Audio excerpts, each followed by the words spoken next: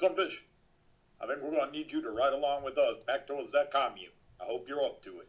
Yes, I'm okay, but we better be careful. They might still be looking for me. All right, Diesel Dan, let's ride.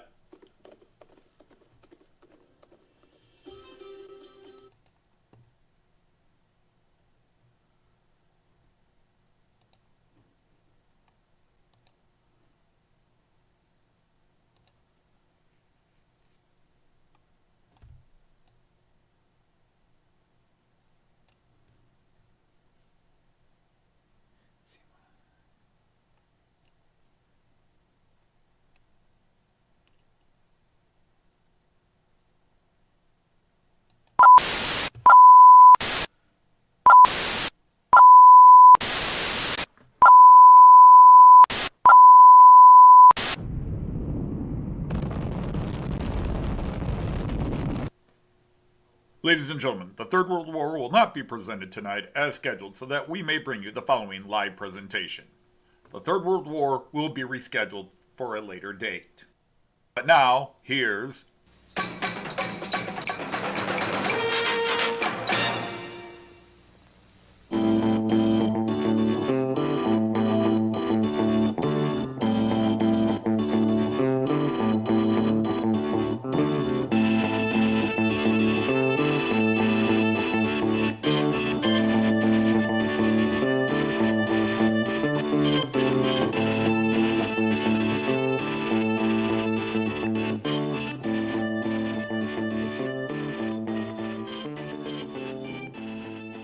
This channel is a not-so-proud member of YouTube's all-encompassing special society of heavily overwhelmed layout enthusiasts. Check any railway show, check any railway club, check any layout, check your own house. You'll find one of us somewhere. Warning, the content of this stream is not suitable for children under the age of 16. The topic, language, themes, attitude, and personality of the presenter is not appropriate for anyone, much less children under the age of 16. Topics discussed will not center on trains and will focus on anything except politics. It just happens trains are running. Any similarity between characters, situations, trains, and intelligent thoughts is strictly a coincidence. Any rebroadcast or transmission of the stream without the express written consent of Major League Baseball is strictly prohibited. Viewer discretion is advised. Remember the 3 rules for model train layouts and pretty much anything. It's your layout. Do what you want as you want. Do not tell someone else what to do unless they ask you directly what they should do. Do not call out, mock, criticize, or insult another channel on your channel or anyone else's channel. Thank you for your cooperation. Hey everybody, happy Friday once again. We've made it through another week. Hope you're all well out there. I'm doing relatively neato myself here. Couple of things to share with you before I start running the trains. But before we do that, let's go straight into greeting the people who are here. So, Jerry the Class Caledonian, how are you? Nice to see you. Tom Couples. Back from your vacation. Glad to see you here. Jean Ricard, today I'm glad you decided to stay even though Joyce won't be here because we got a special show dedicated to you. Leslie, always a pleasure. Watched your newest video this morning.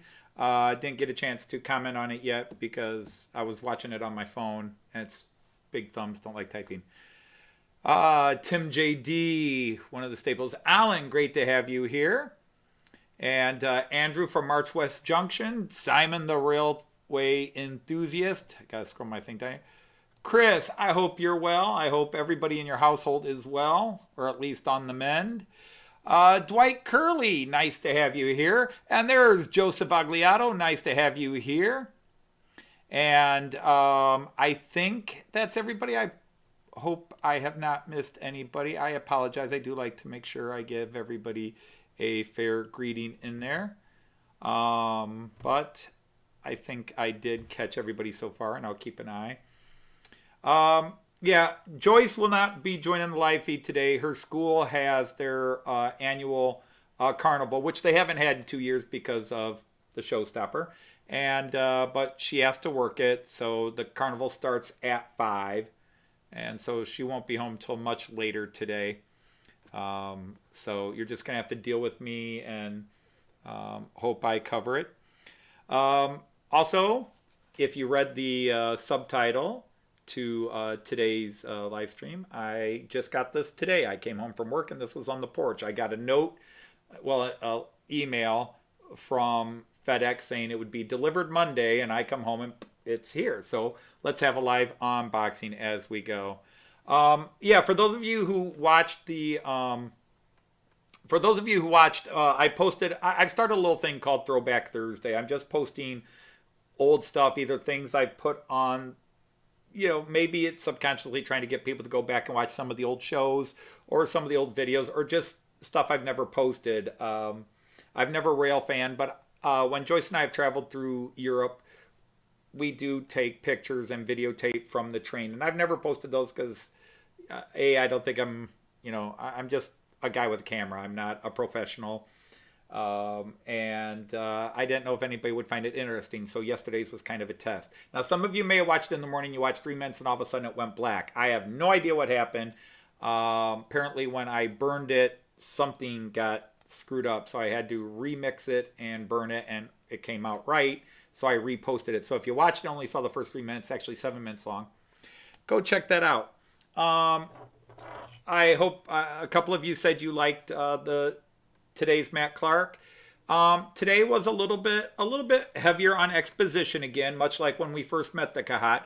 But that's because this scene was the scene. It's tying everything that's happened up to now into the last 5 episodes.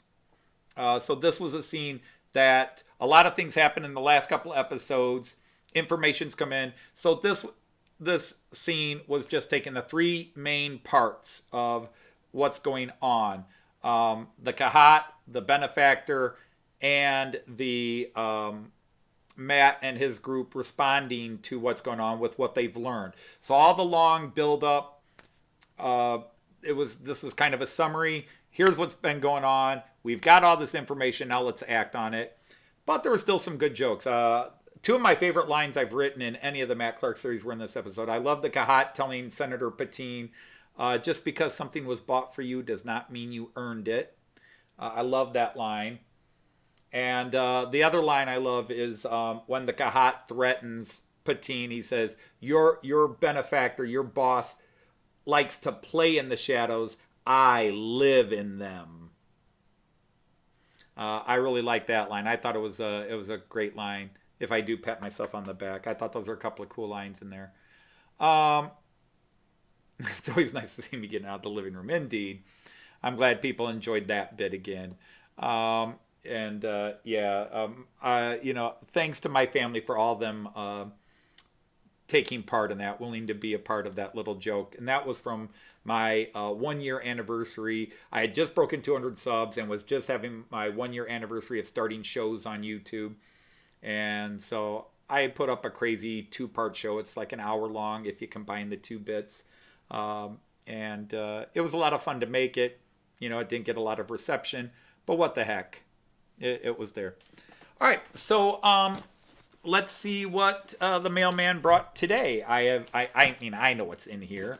And if you paid attention, you know what's in here. Now, by the way, just to talk about Matt Clarke a bit,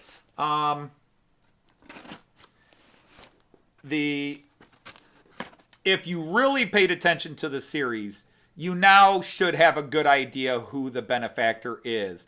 I don't want anybody throwing the name down, Jean, but if you've been trying to guess who the benefactor is, by meeting Senator Patine today, and if you remember the beginning of the series, which was back in January, and it's May now. In fact, tomorrow is the 1-year anniversary of the end of Series 1. It was 1 year ago today that I ended series, or 1 year ago yesterday I ended Series 1.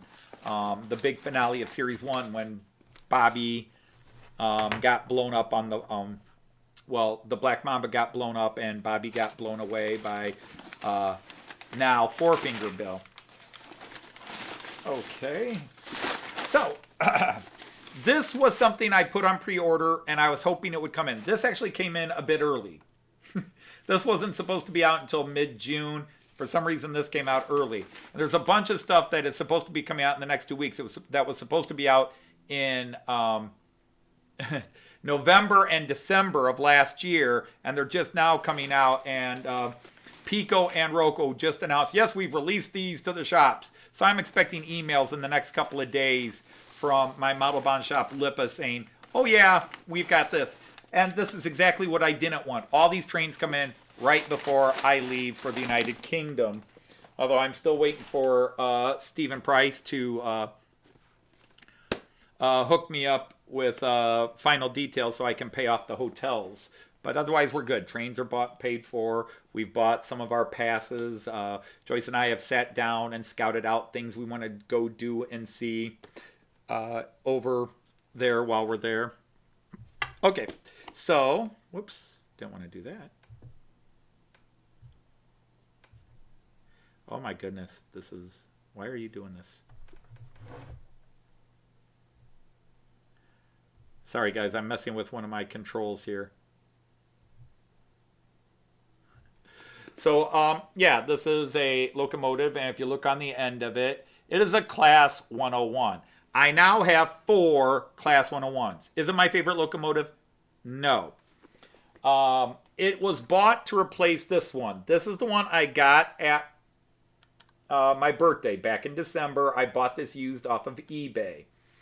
And this is the one I tore apart and fixed up. It runs well, and then it kind of seems to have issues, and then it runs well again. But this is a Class 101, but this is an old model, a very old model. This is also a Class 101. And I bought this because I fell in love with that livery, and I wanted a better 101 than this one. So I have these 2 101s. I've got a third one that is off to a repair shop. But I love that 101. So I've got this. This is an old 101. And this weighs at least a quarter more than this does. This one weighs... This is a heavyweight. But it's an older style motor and everything else. You know, if I hold these up on the top, I don't know how well you can see. They probably really haven't changed much in the design. They really haven't changed much. It's the same body. But the motor is a little different between those 2 models.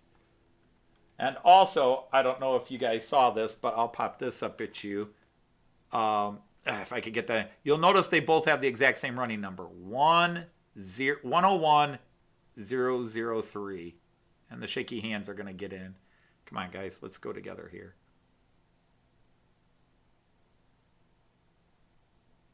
You can see the running numbers are exactly the same because that was a very common one. In fact, my one that's off to a repair shop is a 101003. Go figure. Actually, no, I think that might be an 064. So anyhow, those are the old. Hey, Kiwi Dave is here. Hello. This is a fun unboxing. Really? I haven't unboxed anything yet.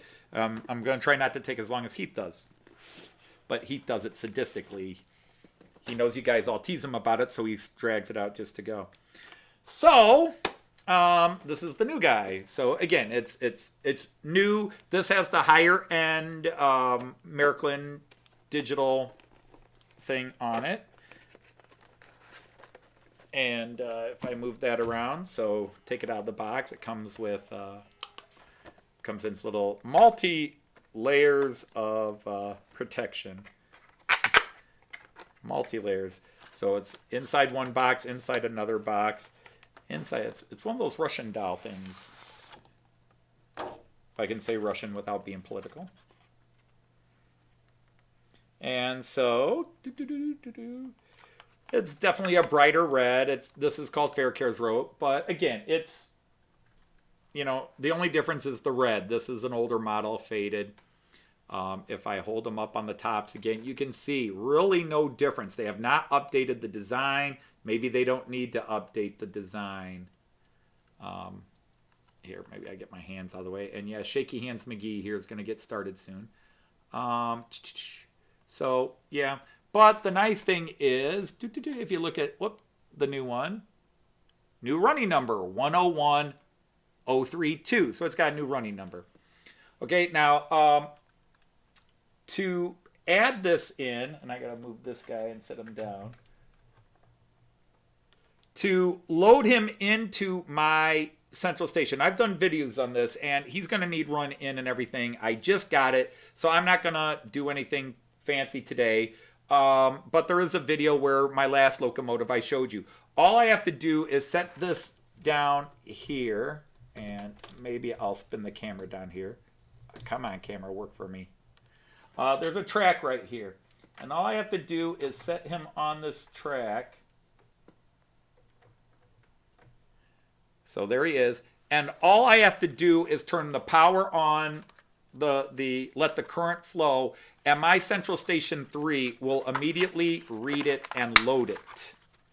So maybe I'll try to show that if my shaky hand will do that. But so you can see it's ready to go. The problem is I've got all the trains ready to run. It'll take 5 to 10 seconds, I think. So you'll hear my trains running.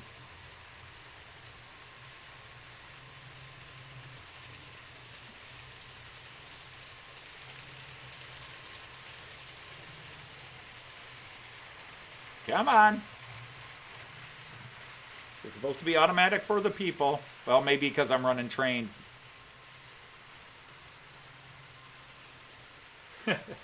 Okay, well, apparently it's not going to take 5 to 10 seconds. Oops, there's bad advertising, isn't it? Probably because I've got trains running. I usually put it on when the trains aren't running. So maybe because the trains...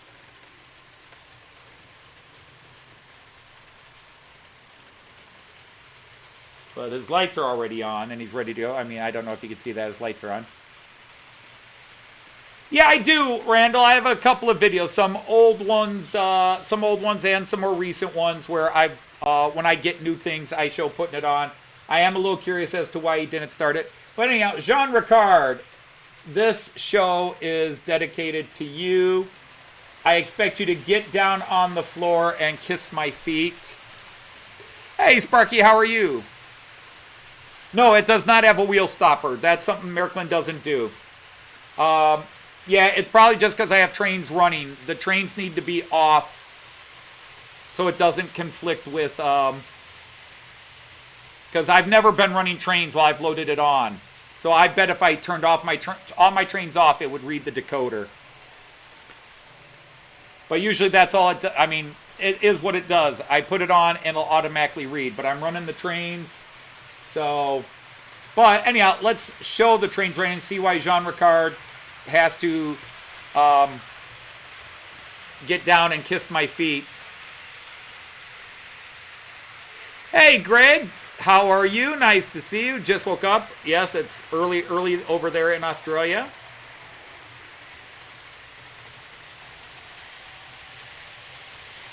Jean Ricard, are you there? Hey, Kieran, there you are. How are you, Kieran?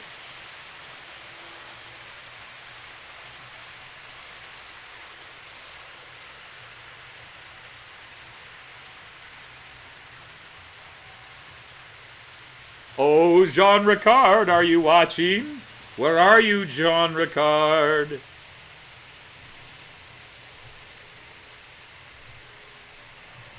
He must have fainted. He passed out.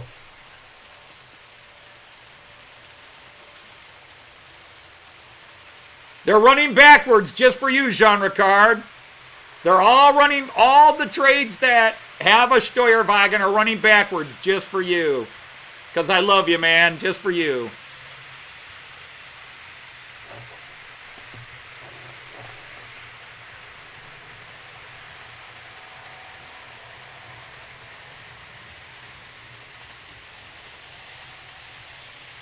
I don't do requests, but I was struggling to come up with a theme, and Joyce said, why don't you try running them Steuerwagen first? So I said, what the heck?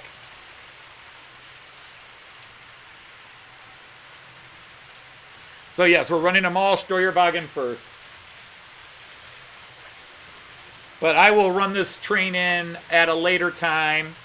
But yeah, on my system automatically reads the decoder. I don't have to do anything. I just set it on the live track and they go. Because his lights are already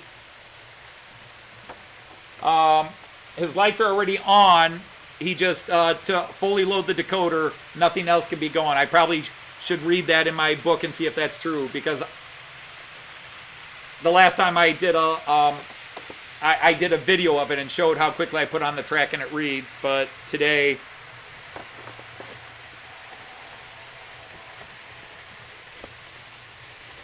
because I got to find out if there is a, that's the one thing, is there an address conflict, the short address conflict.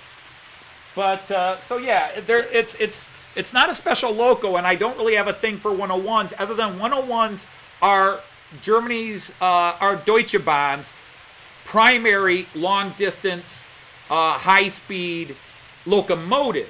Now, for example, the Railjets and Austrian use the Taurus as their biggest high-speed locomotive. Now, again, remember, in Germany, you have two types of high-speed trains. You have locomotive pulled with a set of cars, or you have where it's just control cars, Steuerwagen, going. So, well,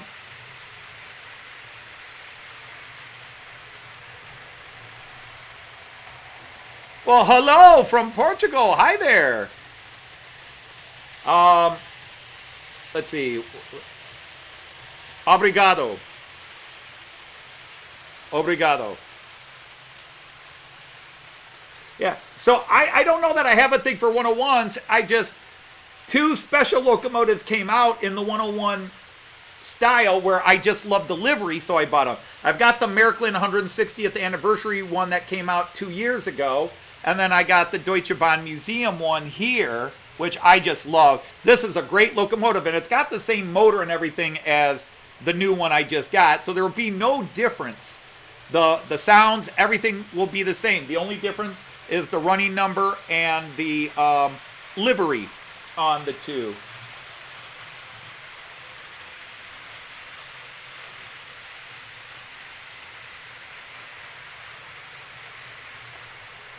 But it is a different running number. And I have several trains. For example, my Czech EC would be pulled by a 101.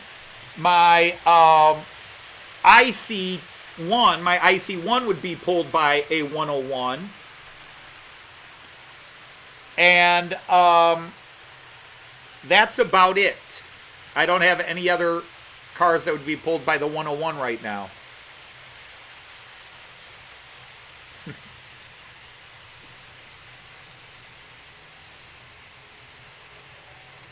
So, let's see. So I'm running the ICE4. You can all see the ICE4 is running today.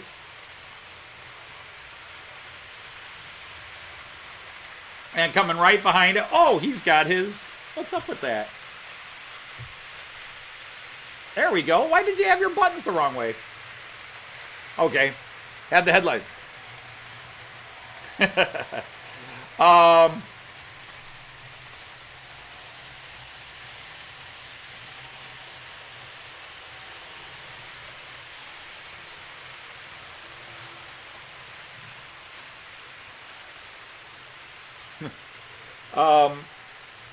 But there's a couple other trains down the road that also could be pulled by a 101. But yeah, I have way too many 101s.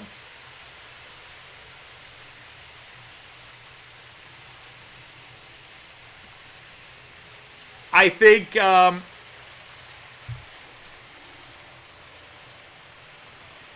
I've been running a freighter. This is probably I think I have had a freighter on the live stream now.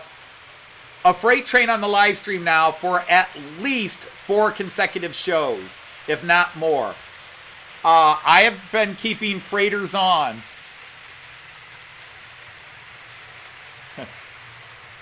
My team didn't exactly play brilliant, though. That is an issue I have with Jurgen Klopp, is when they have when they have a big UEFA game, their next game they play, that tie to Tottenham was stupid. That tie with Tottenham just aggravated me because I knew they would do it. But I'm actually running my old Regio bond here. He's being pushed by a class 147 whose lights are not on. Why are your lights not on? Guys, I turned your lights on. What's up?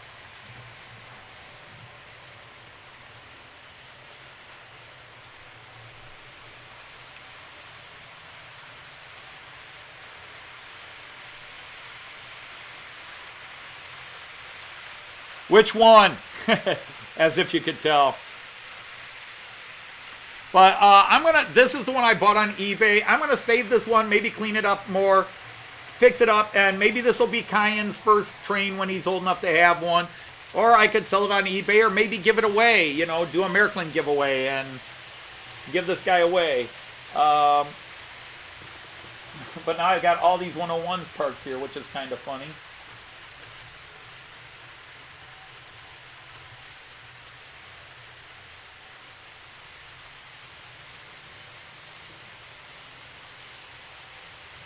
Oh, yeah. Yeah. The freight train. Yep. It's got a short connector, and I don't have any more long connectors, so the buffers are bumping on that one curve.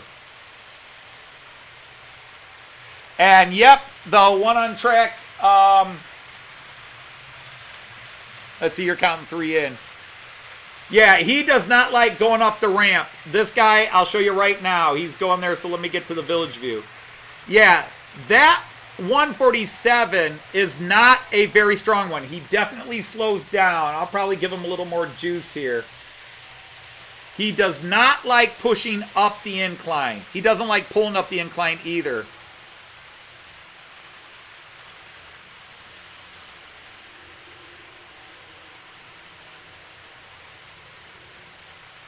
Oh, all the fans love him, but he has a weakness. Even when he coached at Mainz, he took that team from nowhere and got them up to the Erste Division, the first division in Germany. Erste Liga, not Division, Erste Liga. He got them up to Erste Liga for their first time ever, first time in forever. And he's done great with Liverpool. But he has had the best team in the Premier League, the English Premier League. He's had the best team in the league the last 5 years, but he's only won one title because they always have 3 or 4 games in a year, maybe 5, where they play down to the weakest teams. They keep tying. They should have beaten Tottenham by 4 goals, but they were all playing sloppy, all playing stupid. The defense was standing around watching the game, and Trent Alexander-Arnold had a couple of brain farts, and that allowed Kane to score a goal. Because instead of staying with Kane, when Kane got the ball on the long pass, he all of a sudden stopped and looked around to see if there's anybody else. He has Kane in front of him, who's a great goal scorer. He has Kane in front of him, and he stops and looks around to see, should I cover somebody with the pass? And for all the accolades Trent Alexander-Arnold gets, he's horrible on last line defense. He really needs to be a midfielder and not a defender, because too many times when he's on defense doing his job, because he is a backliner, he's too busy worried about getting on offense that he forgets his defensive job. And then when he's got somebody right in front of him in front of the goal, he'll stop and look around instead of just, the guy with the ball is the most dangerous man. Watch him. Your teammates need to cover who's got coming through. Jean Ricard, that level is supposed to be 2.5%. It's supposed to be a 2% grade, but when I checked it, it actually came out 2.5%. And the train is supposed to be able to handle up to 3% without an issue. But I think this is a weak, either I just got sort of a weak guy. He's a lightweight. He is not a heavy, and it's a 5-pole motor, but it's not a strong one. He has never been that strong. He's great going around in circles, but going up inclines, he doesn't like it. To be honest, my ICE4 doesn't like going up the incline. Now you watch that Miraklin going up the incline in the background, that IC2, no problems.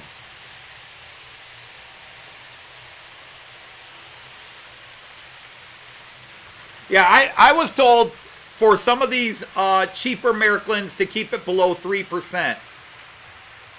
So I bought Woodland Scenics 2% kits and put them around. And yeah, so I don't know why he doesn't like it. I think it maybe he's a good runner on level, but yeah, going up the inclines, whether he's pulling or pushing, he doesn't like it. Everybody else is, well, I should say that. I've got a Class 143 from Pico that's a real piece of crap and does not like pulling up the hill. The Beethoven Taurus does not like pulling or pushing up the hill.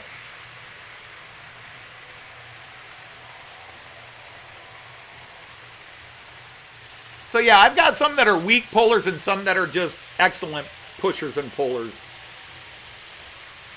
But, and I knew that even when I test ran him yesterday, he was not enjoying it. But if I kick up the speed a little higher, he handles it well enough. But yeah, he slows down on that part.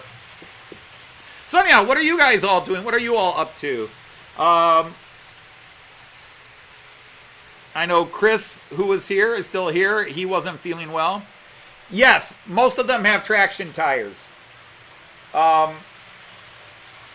Miraklin is big on traction tires.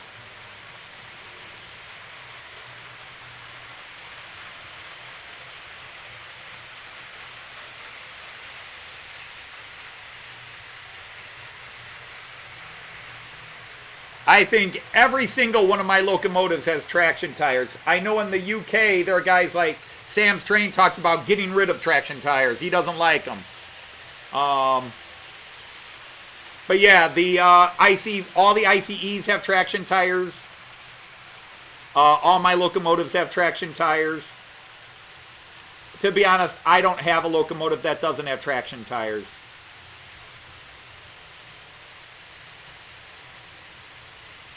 Off for a secret location.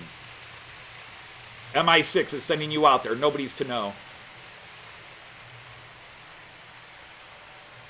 Simon. Real enthusiast Simon.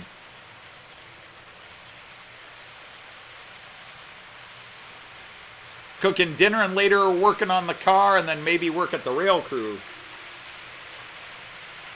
Now let's go back to the multi-view.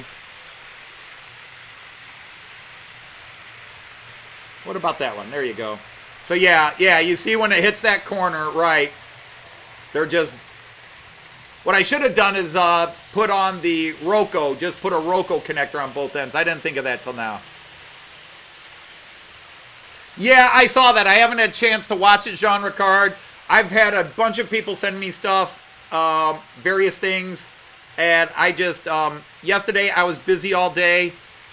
Today, of course, I came home, got for work, so I just have not had a chance to check a lot of the emails people have sent me.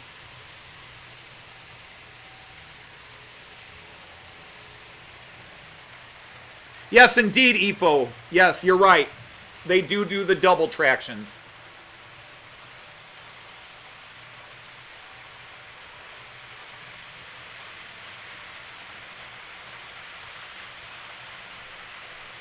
Oh, you got your end track going, Kieran. Cool.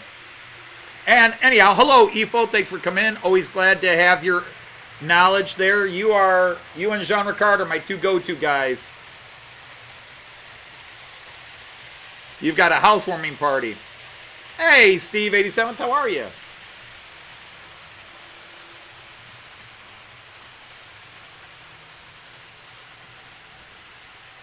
I'm waiting for that to crash now that I'm watching it.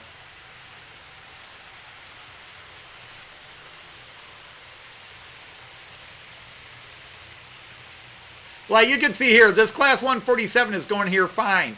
But it is one of my lighter weight locomotives, which is why I tend to have him pull rather than push. But he just doesn't like the incline. No, I read what you said. I couldn't open it at work. And then yesterday I just got home. I was at the doctor's office. I watched a little bit of Donegal Dad's live stream from the doctor's office, and that took 2 hours because they decided they wanted some blood tests and things done. It was a regular checkup. I'm not sick or dying or anything. It was a regular checkup, but it was a yearly exam, so he wants some new blood tests to make sure I'm still back where I should be and healthy. But I didn't get home from the doctor's office till 5:30.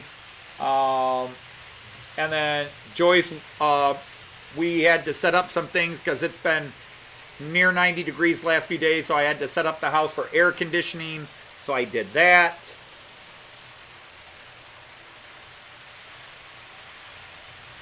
Hey, welcome Omni Road. Omni Road, I'm sorry. I'm thinking German and grandma, so Omni Road, welcome. Yes, I'm running them all Steuerwagen first today. All the ones that can go Steuerwagen first are going Steuerwagen first.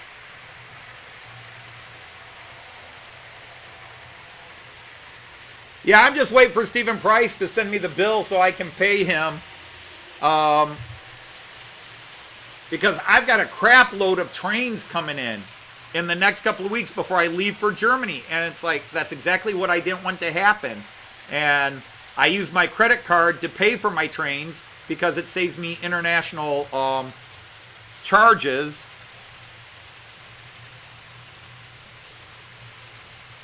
But it has a low limit on it. Joyce and I do not use credit cards. And the one credit card we have to get the perks has a low limit on it. When we were young and foolish, we got into troubles with credit cards a bit. So we went 10, 15 years at least without a credit card. But we got told by a couple of friends we trust that, you know, we've been lucky going to Europe and just using our bank card, but that we should have a credit card as a backup just in case.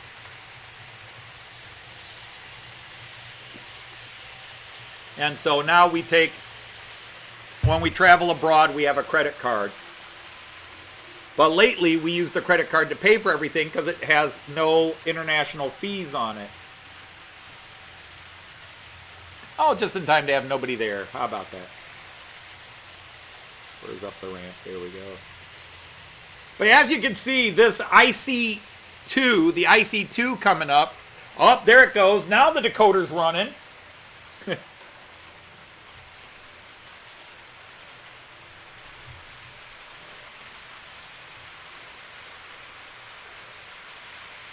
And now you can see, sorry about that, but now you can see it just popped the 101 in there. So it must have been debating with all the trains running. Why? Because normally that takes about 15 seconds. Normally that takes 15 seconds from the time I put it on. I don't touch anything. I don't hit enter. I just put it on the track. Boom, it goes in. Reads the decoder, loads it all up. I'll have to check the address and add it to my stuff. But yeah, that was only, what, half an hour later? So it must have been debating with the trains or something. Why it took that long to load it up. But it's all in. All the functions are there now. Well, let's get my ugly face off the camera and go back to some trades. There you can see him running in the background. I actually like that shot in the background. I've grown to like that shot, watching the trains in the background. But you can see the, well, you can't now. The ICE4 slows down. Hey, Tony Northeastern. Awesome to have you here, sir. Tony MBE. Careful, some of the old timers will send their MBEs back for that.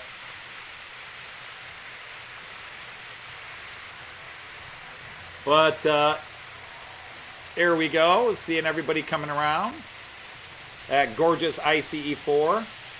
I don't know, what is it, man? What is it? I just love these simple white with the red striped liveries, man. I love them. You know, you have all these gorgeous ones. Like, I love Trans-Pennine Express. I love the livery on their trains. I love the Railjet, and I guess I would say the Railjet is my favorite livery. But man, that simple white with the red stripe with a little bit of black, and I just always do it. What did I see? Lindy. Kai's here briefly. What do you mean briefly? You guys got to go somewhere? Hi, Kai. Opa loves you. What do you think of Opa's trains? Maybe that's it. My new locomotive was waiting for Kyan to wake up before it got installed, because that was pretty good timing. She's logging on, Kai's waking up, and it logged in. What? Why not? Let's believe in a little grandson magic, shall we? Let's believe in a little grandson magic.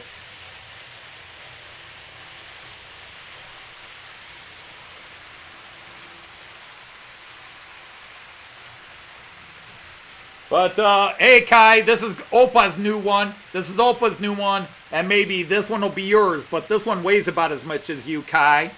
But maybe Opa will put this in its box and save it.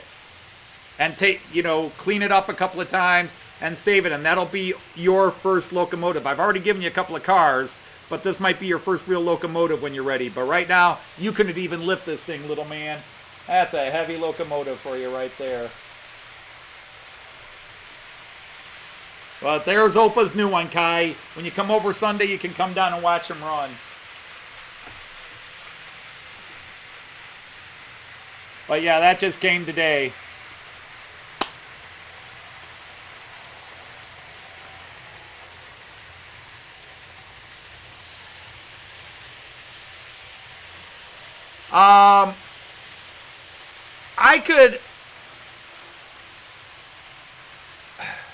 I could take off the diesel and run them in, certainly. Although I do want to check his info. Whoops, what am I doing? Wrong one. This mouse. I've got 3 different computer mice I have to use here. Whoops.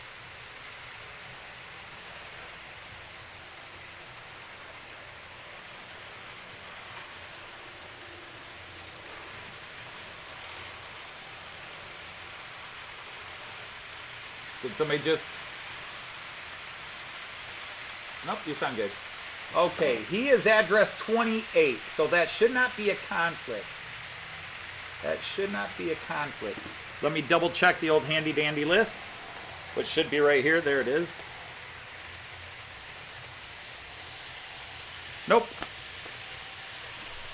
Hey, and this is not a... This is something I got told to do a long time ago. Do all you guys that have a lot of locomotives, do you have a locomotive address list printed up? I do. I got told a long time ago to have this. But yeah, my new locomotive is, so you can see the addresses, and the new address is 28, so that's not a conflict anywhere. So that's good. Yeah, I could put them on.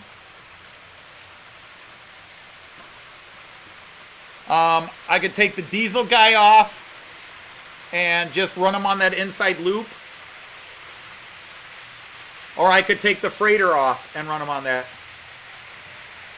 I mean, why not? If you guys don't mind me stopping the trains for a couple of minutes, well, I got to wait for him to come back around.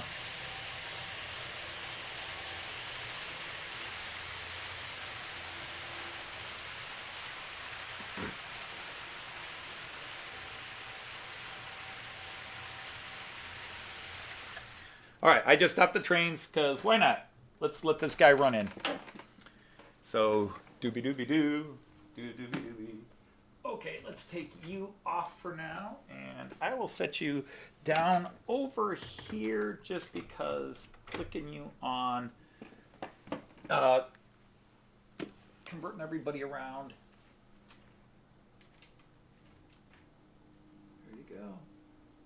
There you go. Okay, now I just need to call him up.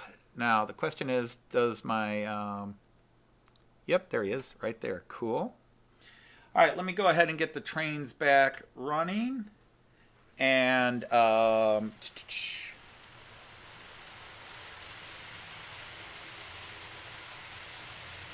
I'm going to go over to my controller and put him on there. Come on over there. I really wish I could turn the camera on and show you what I'm doing. I'm just running them through my computer from the Central Station 3. I'm running them on the computer. So...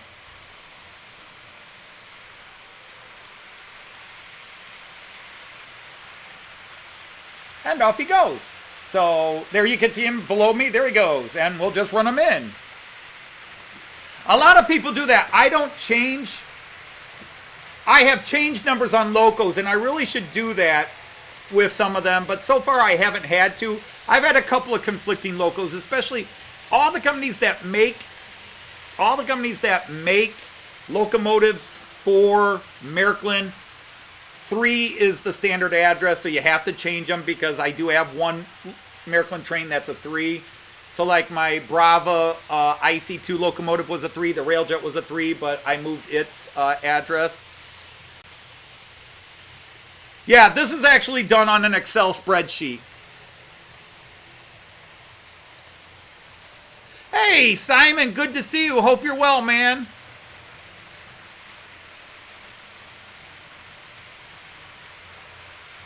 Yeah, it's the thing with Maryland is Maryland rotates its addresses. So to get the odds of getting the same train on the same address from Maryland is very low because they rotate addresses yearly. But yes, all Maryland stock is always a 2-digit address, and I've watched everybody, and I know, yeah, go in and change them like to the number. The only thing is, I don't think Evo, if you're still there, you can tell me. Can you do 4-number addresses on Maryland? I think Maryland is limited to 3-digit addresses, like on the Central Station 3. Because I think I tried to change a locomotive, a Maryland locomotive, to over 100, and it said no.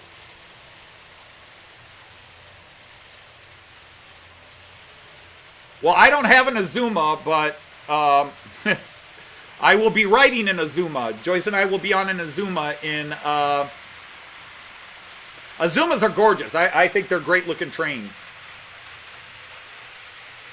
But I like the modern, guys and ladies. I love the modern. I'm into the modern trains. I respect the steam. I love the look of steam. I'm impressed with the power of a diesel. But I love the modern, and most of my stock is electric.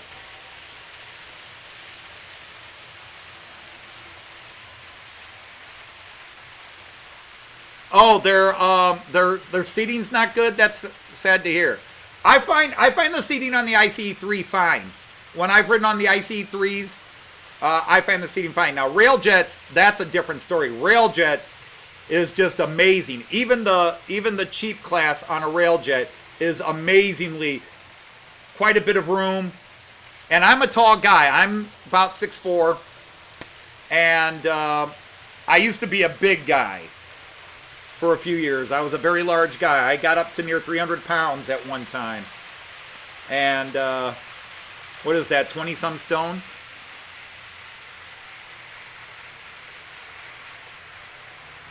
Yes, right, Jean Ricard. The MFX, because the MFX reads the long, what they call the long address. Yeah. So yeah, you cannot have conflict with Maryland. The conflict comes from the other companies.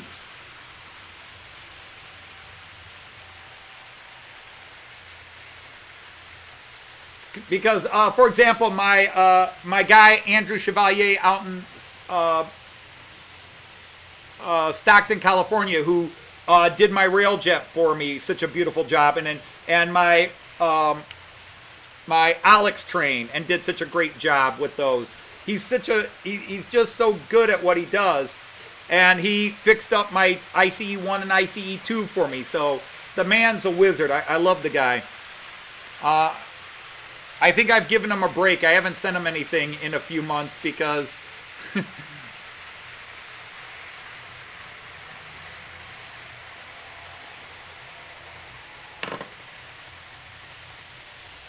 okay. Yeah, I got you now. I see what you did. Stupid coupler. There you go. Now you're back to normal. Okay. And, he set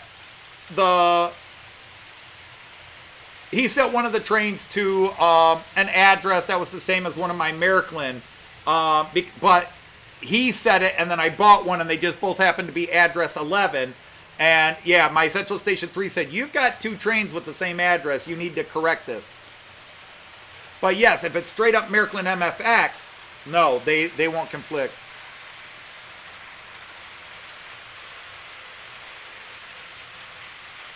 Yeah, and that's it, because my I had a ECOS. I had the ESU ECOS before I got my Central Station. And the ECOS gave you the option of typing in long address, giving them a long address. So yeah, with my Maryland, it's 99. EFO, you would have to tell me how to do a long address on the Maryland, on the Central Station 3. You know, you could send me an email or something like that and say, here's how you do that. Yeah.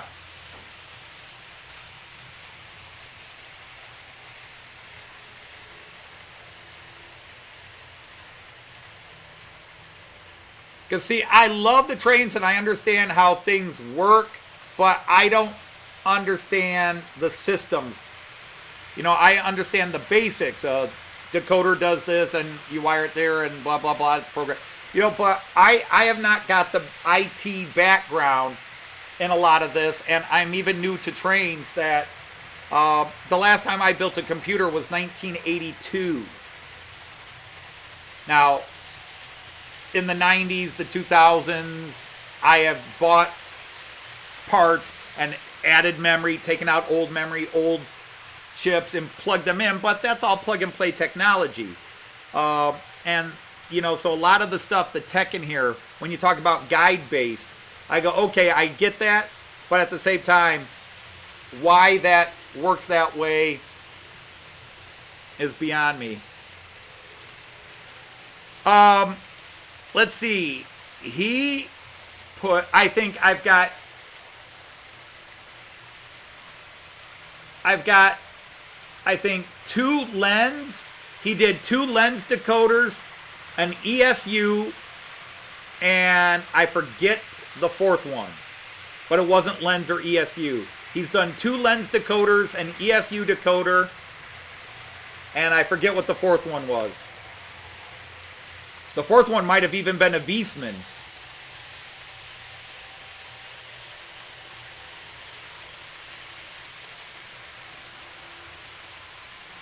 Yeah, well, I'm a big guy. I mean, like, I have never been comfortable on a plane.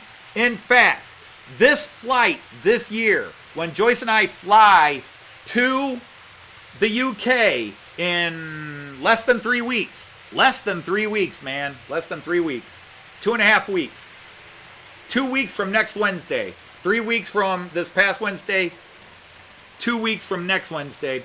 Will be the first time I've flown on a plane since I lost all this weight. Because I was still, the last time I flew on a plane, I weighed about 270 to 275. And I put on another 10, 15 pounds after that, after we got back from our last trip to Germany, which is when the doctor said, you are putting on a ton of weight, your blood pressure's high, your blood sugar's high, your cholesterol level's high, you are spiking for a heart attack. And I've lost all this weight, and I have not. So I'm wondering how much more comfortable a plane will be with a much skinnier me.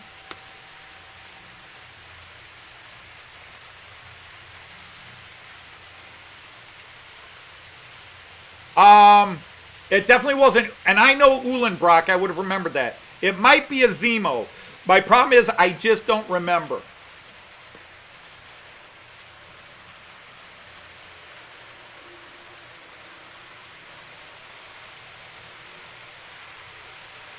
But I have never felt uncomfortable on a train ride. Even when I was big. Joyce sits next to me. You'd have to ask her if she felt uncomfortable next to me with me going, ugh. But I've always felt there was more room on the trains than on a plane. So traveling by train has always been positive riding on the train.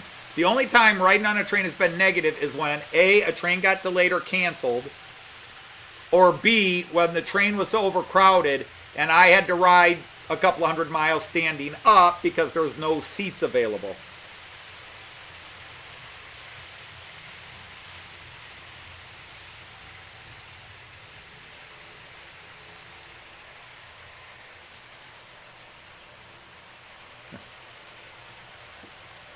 Let's give that 101 a little bit more juice.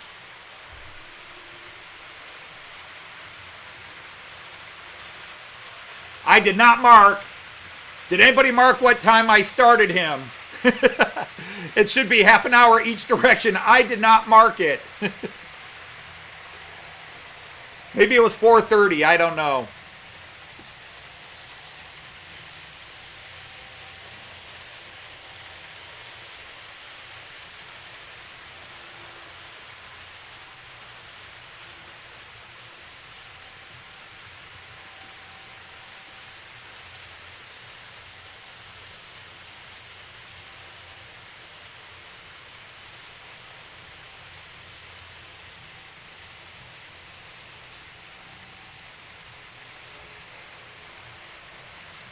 You know what I didn't do?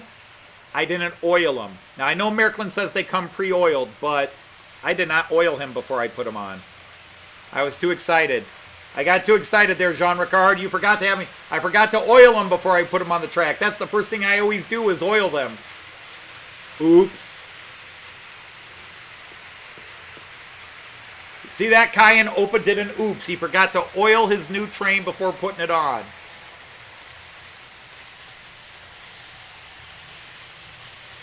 Opa feels like a dunderhead now. Can you say dunderhead, Cayenne?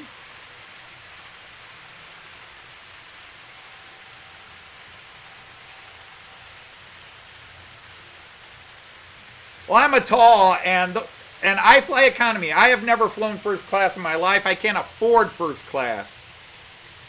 And I've only ridden first class on a train twice, and that was last second upgrades where they said, hey, we can upgrade you to first class for an extra 10 euros. The IC4 does not like this incline. It does not. It definitely slows down going up. It definitely, whoops, kicking the garbage can. The only one of my ICEs that handles the incline without complaining is my ICE3. The ICE4 doesn't like it. The ICE1 really doesn't like it. The ICE2 slows down a little. The ICE4 slows down a little.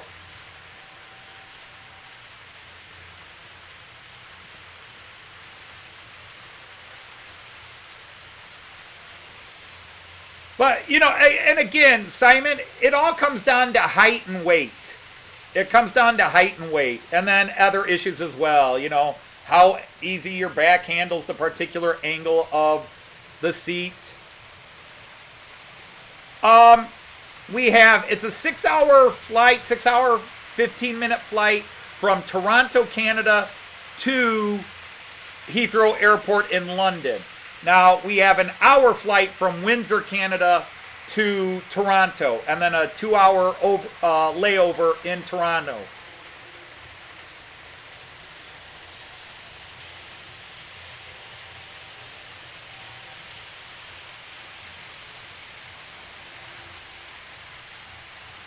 All right, well, let's turn the little guy around.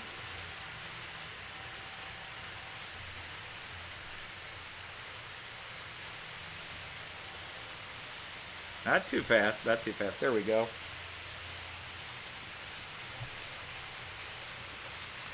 But here again, I will try to watch this. I'll be able to see it. Yes, it is. It can store up to 300 locomotives. Although I thought they expanded it, EFO, because they expanded the MS2 quite a bit when they went to the CS3. The MS2 can now hold twice as many trains. I think it can go up to 50 now. the MS2. But anyhow, let me flip this camera on. For those of you who have never seen my control system before, let me do the camera here, so bear with me. And I apologize, Shaky Hands McGee here.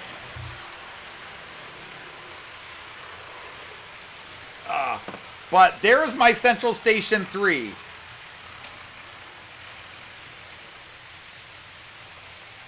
And then I have an MS2 and an MS2 right here. So this allows me direct manual control of 1, 2 trains right here. I can run multiple trains.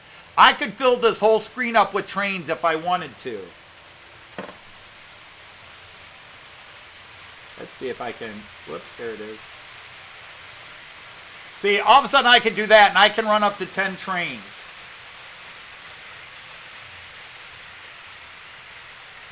Okay, and then over here I have 2, these are called mobile stations because they have like a 9-foot cord that you can move around with, but you're not completely mobile, so I think they're kind of misnamed. Oh, come on. Sorry guys, I'm trying to get some slack here, and it's being difficult. All right, then here's Infinity. Here's my computer. This is where I'm sitting. I'm right here. So right in front of me, I have the computer. I also have a TV, my keyboard. Below my keyboard, I have a tablet. My tablet shows the 8 trains and any like Steuerwagen that have separate decoders. So I have my 8 trains here. Over here on the computer, I have my Central Station 3, but I'm controlling the other 2 trains. This way I have direct control of 6 trains, because I could use my tablet, but I've got big fingers. So I've got 1, 2, 3, 4. So that's tracks 1 and 2, track 3, track 4, and then over here is track 5 and track 6. And then I have this here, and then I also have another tablet over there that has everything on it to make me mobile. You know, so like if I'm facing this way working on the table, sorry for the shaky hands, guys, but that's part of what my doctor visit was for yesterday. But so if I'm facing that way on the table, you know, I've still got a control right here, so I don't have to turn around and try to hit the automatic stop. I've got a control everywhere I go. I can also control on my phone. I have another computer here. That's where Joyce sits when she comes down, and we put that camera on her. So I've got the computer screen, another computer screen where I have that, and then my Central Station 3. That's everything. That is my very sloppy layout, although this is all going to get redone because when I come back from England and get my retirement bonus, I am buying a deluxe computer. I'm going to buy the computer I've always dreamed of having, and I am going to go nuts and have amazing. Yep, yeah, you get it with starter sets, although you can buy it separately. My attitude was, EFO, that if you own 4 or 5 trains and you weren't putting a lot, and you weren't going to run switches, then the mobile station, you know, it's not just that it's for starters, but if you only got 4 or 5 trains, you only need a mobile station. To me, you don't need the Central Station until you start making digital turnouts and you have a lot of trains. Well, if you have 3, 4, 5, 6 trains, a mobile station is just fine. It's all you need. But the minute you have quite a few trains and you start putting decoders on your turnouts, because I didn't show you guys that, you know, my decoders, because I run lanes. So somebody asked me, do I run the switches? I have the switches digitized. I have them on decoders. I have the switches on decoders. So when I'm shunting, whoops. Oh, guess what you did? The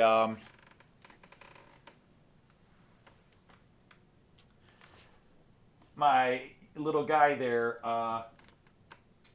this guy, yep, he's off the track. Come here. Yep. My, I gotta wait for this to finish loading. We had a short. Those guys uncoupled and that guy got knocked off.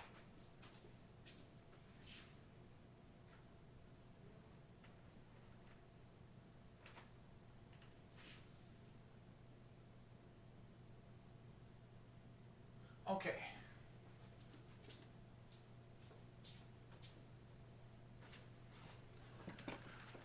So anyhow, what happened is my Regiobahn, the Steuerwagen, disconnected, uncoupled, because that's the old one that's got the bad bogey on it. So let me see how many of these cars are going to run the right way.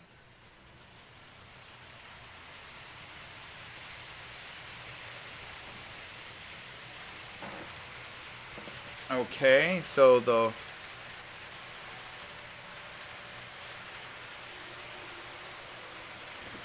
was it that one or was it this one?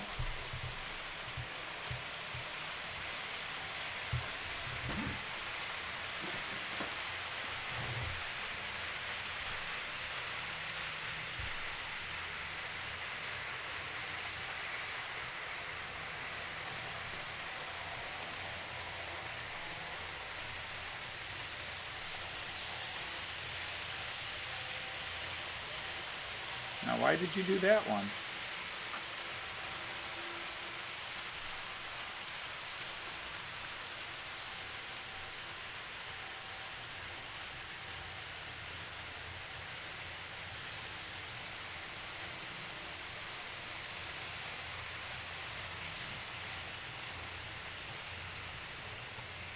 There we go. Okay.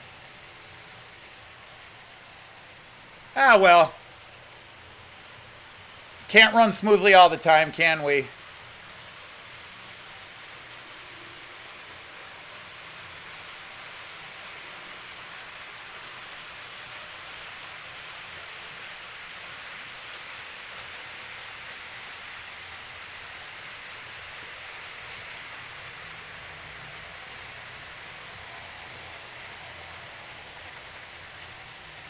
Yep, that's all it was. All right, let me catch back up with the chat here. Hey, Ewan's here. Hi, Ewan. How are you? Hey, 156 Andrew. How are you?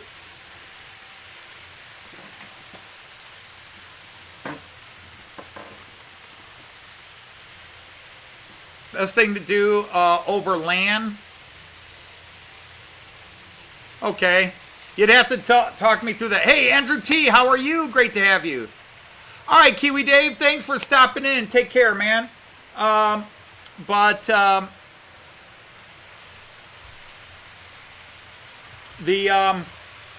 was I saying? Yeah, because I have my internet hardwired straight hardwired into my Central Station 3 and my computer. And so with my cell phone or with my tablets, I can control from anywhere.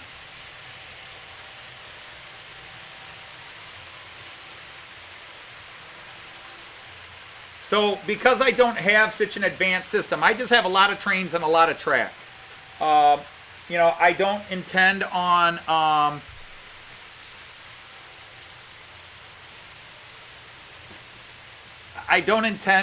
having most of my stuff truly animated.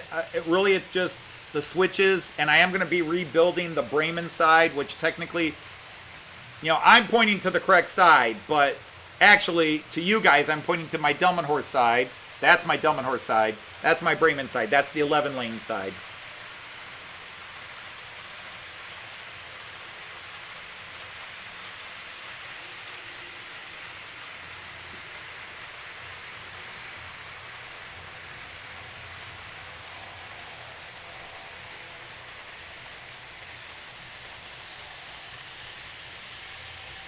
I'm trying to remember. I think the beat is the beat.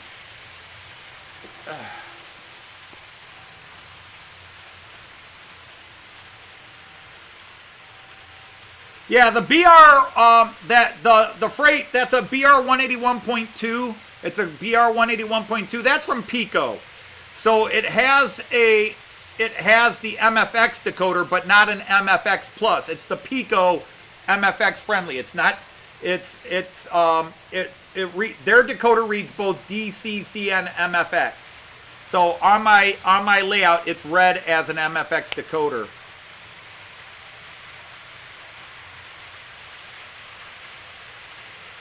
Gotcha. I see what you're saying, right. The motorized throttle. Well, my thing is, that's great when you have those throttles, but to me, I'm mobile with the tablet, so I don't need, say the throttle. I could go everywhere with the tablet and control with the tablet, like when you have the Z21. So, for me, to set up that kind of system, if I were going to start adding JMRI or Train Controller Plus and all that stuff, where I'd have block detection, then I would absolutely do that. I would probably do that and go that way. I have, I guess, a somewhat complicated system, but this Miraculin system is for dummies. And when it comes to model trains and model train systems, I'm a dummy. And I don't like saying that. I'm a highly educated person. I have a very high IQ, if I have to brag about myself. But when it comes to model trains, I'm a dummy. And I love to learn, and I love people educating me.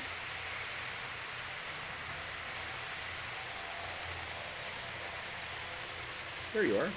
Bing. And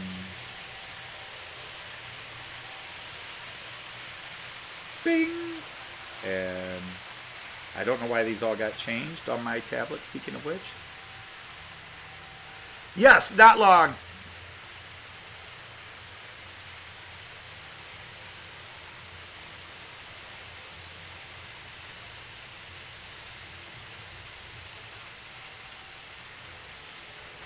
Okay, so EVO,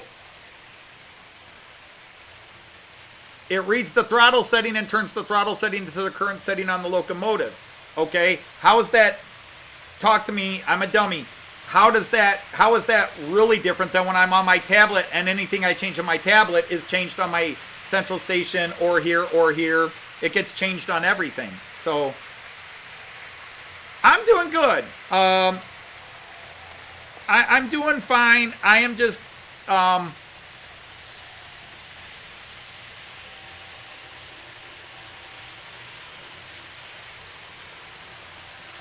right, but I have that. Does that happen with the central station? At least as far as I know, I don't have that jumper setting. I mean, the only thing I have that goes wrong is where I get the short, where I get the, that Miraculin built in, it shorts out and reboots everything to prevent it, and then everything comes back where it was. Crap, who am I trying to do? Oh, 146.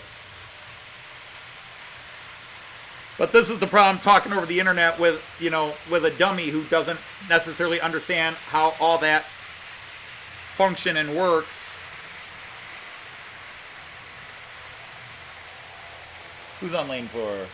Metronome. Bingo.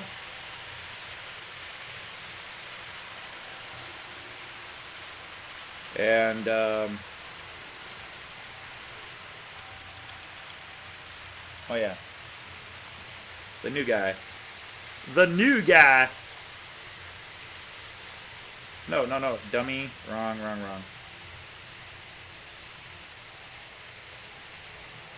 Oh, I'm with you. It's as opposed to the knobs. Gotcha. Okay, now I'm with you.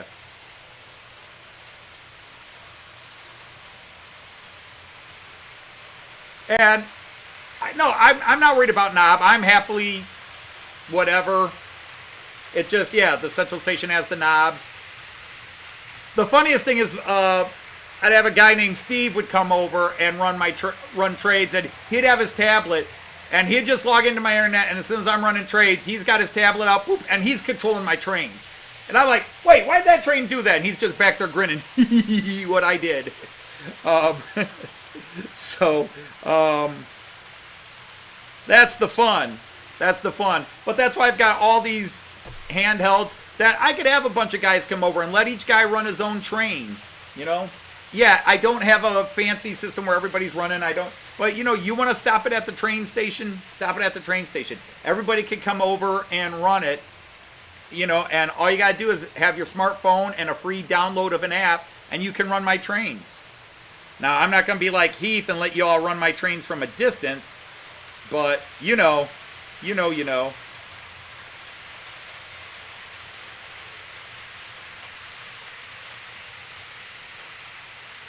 That's not happening, mates. I'm not setting up my system to let you guys run it from a live stream. I do not need my railjet suddenly running at 190 miles an hour.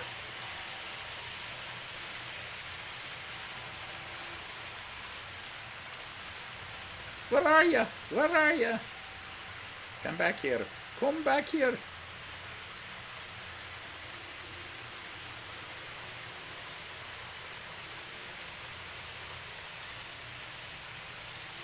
Bing, bing, bing, bing, bing, bing. The thing I always find weird, Efo, since you're talking about that, is that guys that,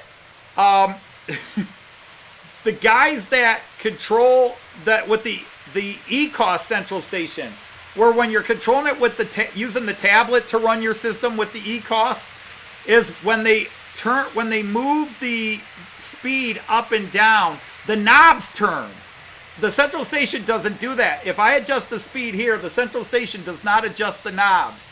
But on the ECOS, you will see the knobs spin. That's weird.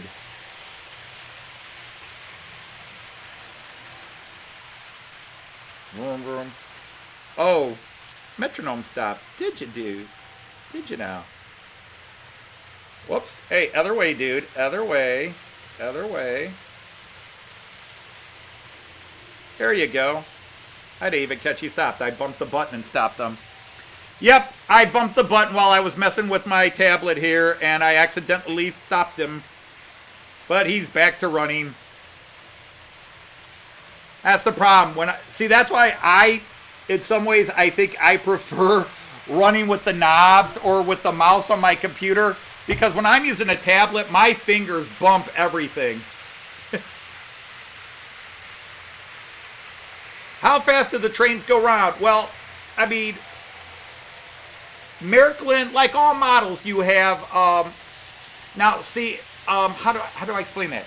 A lot of you guys, you have your model trains, and you talk about speed steps. I've got them at speed step 3 or 30%. My Miraklin stuff runs at, and I'm sure you know my Roku and Pico all give you scale speed. Like right now, the ICE4 is running at 182 kilometers an hour, except when it goes up the incline. Scale speed. Which is not nearly as fast as it can go. It can go close to 300. But as you see it coming around there, you can see it's going pretty fast.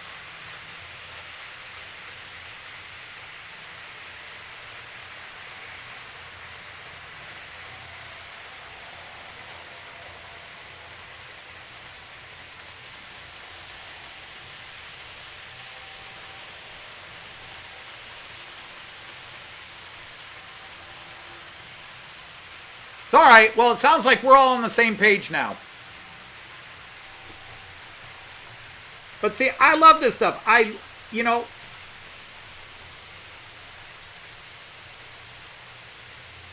love people saying, here's what this is and here's what it does. And you can say, hey, Anthony, you should get this. I usually don't feel the need to get something until I feel there's a problem with what I have. I am ecstatic with what I have. Now, I know I've got people I've talked to from Germany, from other countries around the world that are into Miraklin, and they look at the space I have. They look at the size of my layout, you know, for those let's see, where are we at? Let's do long view. There it is. You know, they look at the size of this and they go, oh my God, if I had that much space, the things I could do. You know, and I've had emails and comments from guys saying, you wasted your space. You've got all this space and your trains just run circles. And, you know, it's always going to be rule one. You know, it's always going to be rule one. It's your layout, do what you want. And I have a big space, but what feeds me is just watching all the trains go around. So yes, I could run 2 trains and have them change lanes and run through, open the switches, turn the switches here and there, and I could do all that. But I'm happiest just running 6 trains at a time. If there's a way I could do 7, and there is a way I could do 7, I would probably do 7. But there is a point where I just need to be happy at this. But when I do run my trains, I'm not about running patterns or anything else. I am totally in love with just watching my trains go around. I'm into the train. I'm into just seeing that ICE4 or that IC1. That's what I am into.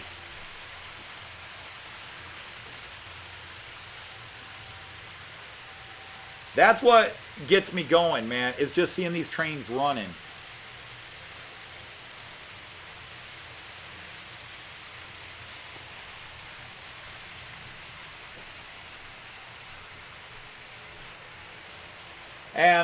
And trust me, I would like longer runs. I would like, you know, there's a part of me that would love to build a second level and have my trains just slowly go up. But in the end, it starts with building Delmenhorst. Let's see, where's that camera? You know, the village view. You know, the layout starts with this. This is what this layout is all about. The city and station of Delmenhorst. That's what this layout is about. This is my German home. This is my German hometown. This is the city I met Germany with. This is the city I spent 15 years visiting. And if there was one thing that was going to be in my layout, it had to be as much of the city of Delmenhorst as I could fit in. And so that is, in the end,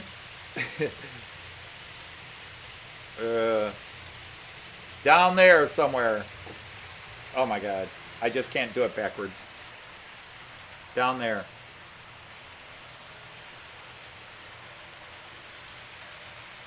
That bottom corner over there. That's what it's about, the city of Delmenhorst. Having that station, having the city of Delmenhorst, nothing else on my layout was important. Which is why I don't have a lot developed on the other side, because I'm still developing that side.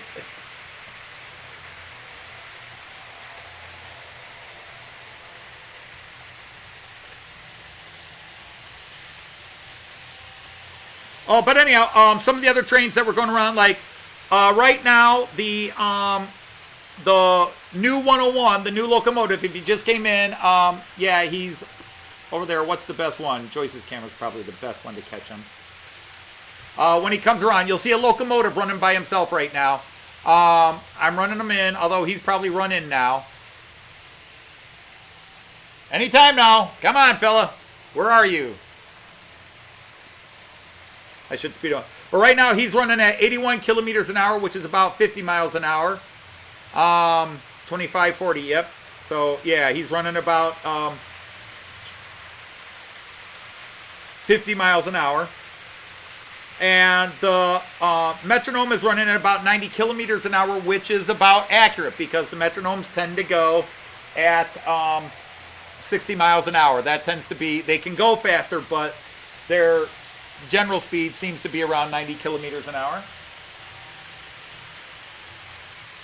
The IC2 is running at about 105 kilometers an hour, which is probably a little slower than they would run. The freight train is running at 60 kilometers an hour, which is about right. They do go a little faster. I've been in stations where the through trains are going, and they're going at probably 80 miles an hour. But I do run them a little slower on camera because even at scale speed, they go a little fast. So when you're trying to film, you try to run them a little slower so they show up a little better.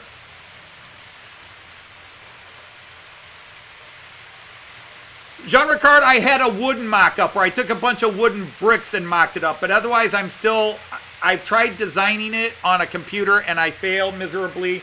I still want to do a 3D design of it, but I had a wooden block up of it.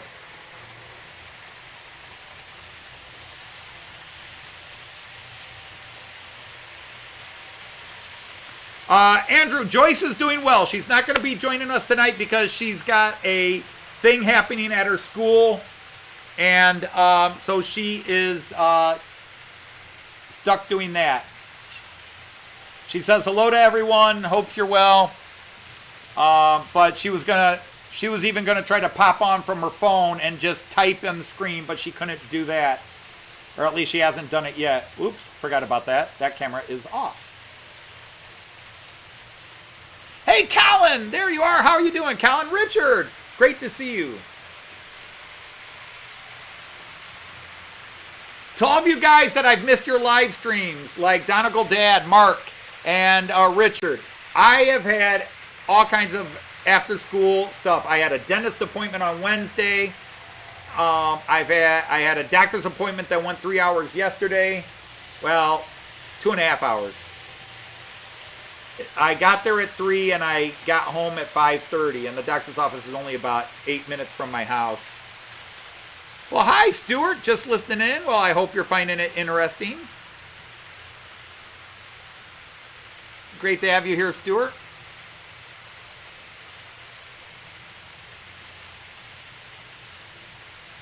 Yeah, I saw that, EFO. I saw they did that. But I would have to send them, like, all the dimensions. That would be the hard part. Here's pictures. Here's dimensions. Who is it? Oh, crap. What's the company?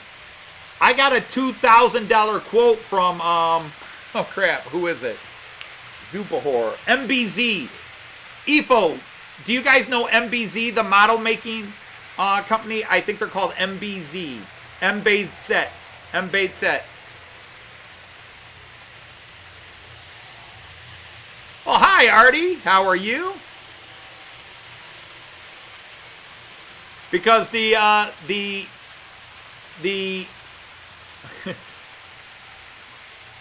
and I guarantee they would probably charge me $500 to $1,000 to do that building, which I'll pay. Joyce isn't here to, but if they wanted $1,000 to do it, I would pay it. I will have, you know, Joyce doesn't like talking about money. But with my retirement bonus, I'll have $1,000 I could spend and say, hey, would you build the Delmenhorst Town Hall? Yeah, Evo, that's them. They make some great ones, though. I am impressed with what I've seen by MBZ. They make some gorgeous models. They did some stuff for Josef Brandl, the great German layout and layout builder. They did some buildings for him that you can now buy from his Hohenschwangau. Not Hohenschwangau. God, now I forgot. His Schwarzwald, his Black Forest, massive Black Forest thing he built for that guy down in, well, the Black Forest, near Freiburg. He built that Black Forest layout for that guy, and like Dunnenshingle and all those little towns, the pre-World War II era, and MBZ built all the models for that. That was an impressive. That is a very impressive layout. It's probably the best looking layout I've ever seen. I'm just trying to remember what the name of the layout's called. I'll have to look it up here real quick.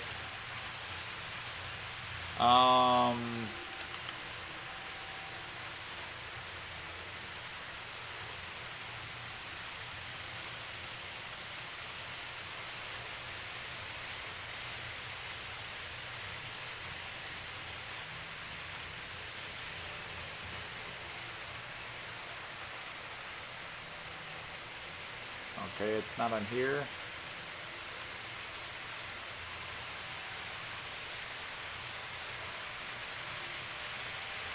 Oh, where is it? Where do you have it, dummy?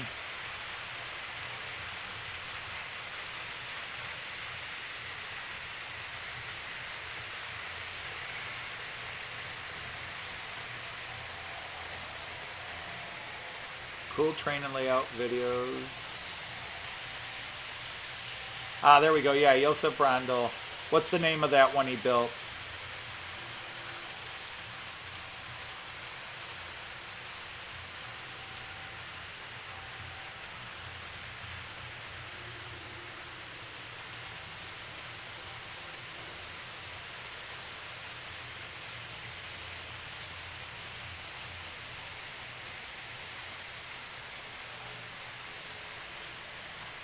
Oh, yeah, the Hochschwarzwald. Yeah, it's just the Hochschwarzwald.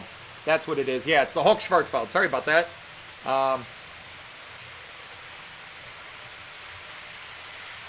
Right, most of my trains have a 128 speed step. Not all of them, but most of them have the 128 speed step. Yep.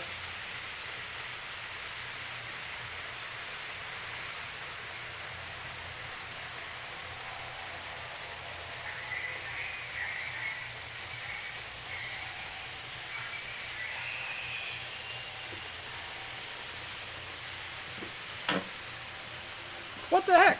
What did you just do, Anthony?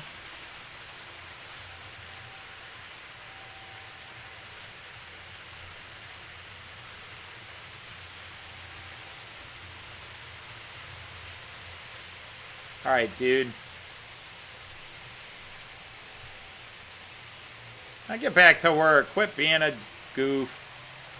Get back to work.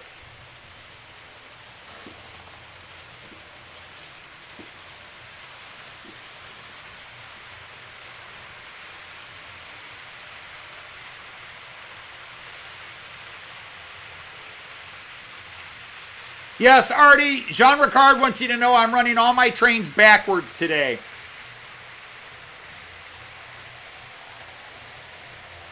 I'm running all the trains backwards today, except for the freighter. He's going the right way.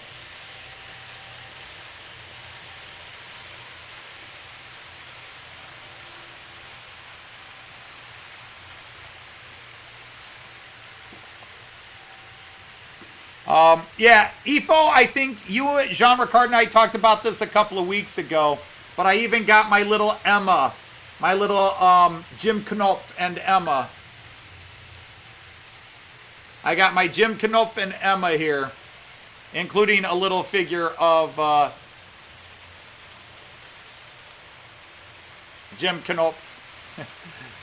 I even got little Jim Knopf and Lukas, der Lokomotivführer. So I got my Emma locomotive here, this funny little steam train. I think I showed this last week too. But yeah, there's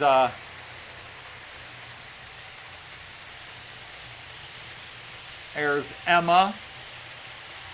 I do have baby Molly somewhere. somewhere. But, yeah, that's Emma from the movie. Obviously from the movie.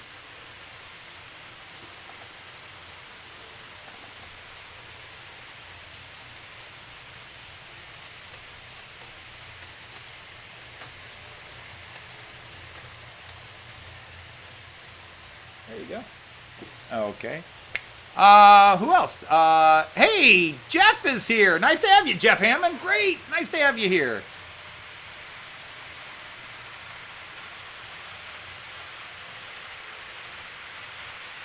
Passengers are using the emergency brake. Oh yeah, it's definitely out of scale. Definitely out of scale, but it was never meant to be. It's a, you know, fictional book.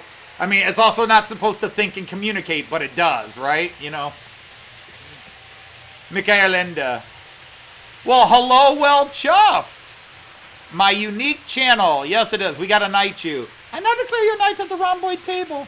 There.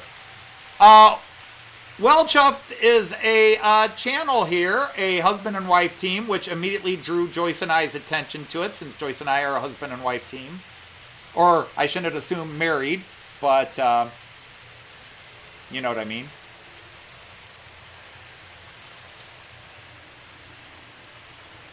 So check out this channel if you don't. I just discovered it. A lot of you may already be members of it, but lots of fun stuff. Great channel. They've been doing a lot of live shows, so welcome in. I'm honored that you came by my channel. I run mostly German trains. I'll give you a quick tour of the layout. This is the layout map. I am facing that way. Even though on the camera I'm facing you, I'm actually facing that way. And this camera I'm using is reversed. So when I point that way, it's actually pointing that way on the map. So when I point that way, it's actually that way on the map. Well, if I point that way, it's that way on the map. But I have a... I hate this. Why isn't it mirror? I have a 8 by 12.5 foot table.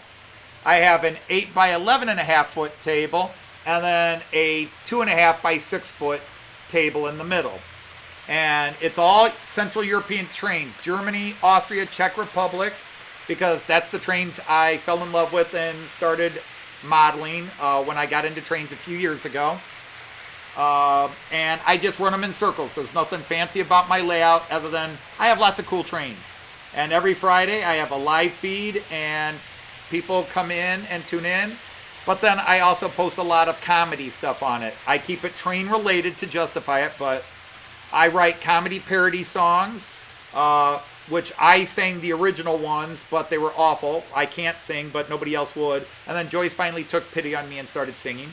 Well, we've got parody songs. We take famous pop and rock songs and we turn them into train hobby songs. And then I have my Matt Clarke Railroad Detective cartoon, which is adult humor. Yeah, I'm sorry, Jeff. I saw that. Yeah, I saw that. It's a Fleischmann ICE2 and it doesn't have the couplings on it.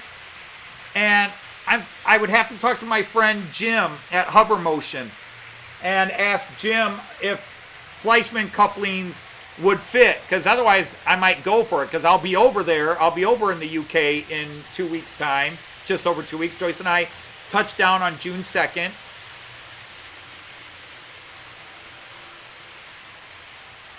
Yeah, see, so all of you guys coming in, I have just been so busy, and I get dozens of emails a day. Dozens of emails, questions, comments, and I just, when I get home from work, I've got to grade papers. I've got, the last few days, I've gotten home really late from work, and then I'm tired, and I go to bed. I'm trying to catch up with all the YouTube videos. That's why, like, I watched Leslie's this morning, but I didn't comment on it, because if I watch your video, I comment on it, except the shorts. If you guys put up, like, a 10-second short, I might just... if you put up 5-10-second shorts, I'll go on the last one, said these were cool. Just because it's hard to catch up with all of them.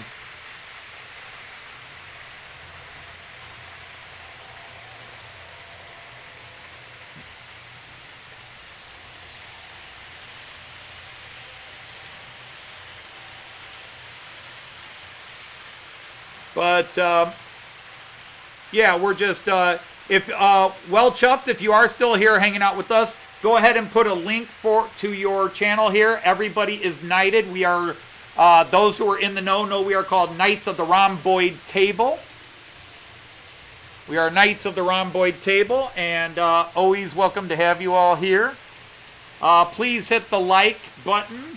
I think everybody who comes here is subscribed.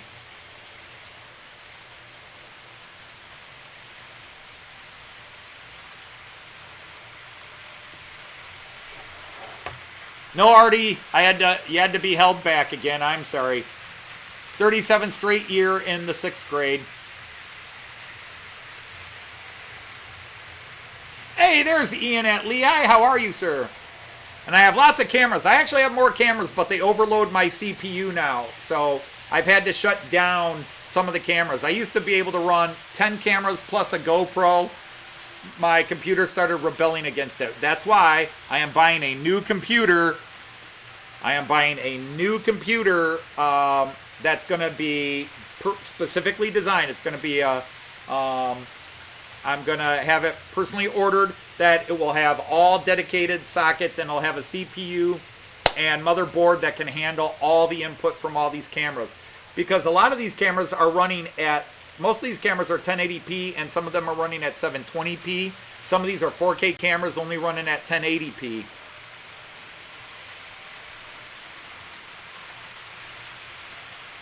So, let me see if I can do that. Do it again, bow, bow, bow.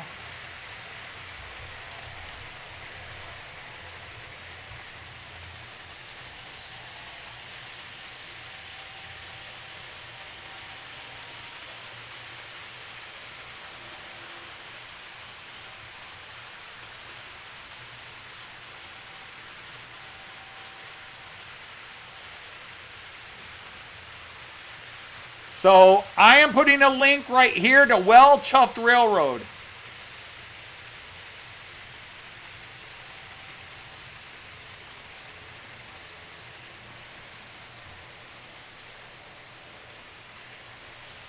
Yes, it has. Yes, you are right. I don't know if you've noticed, Jean Ricard, I'm increasing its speed now. Now that it's run in, I'm starting to run it faster.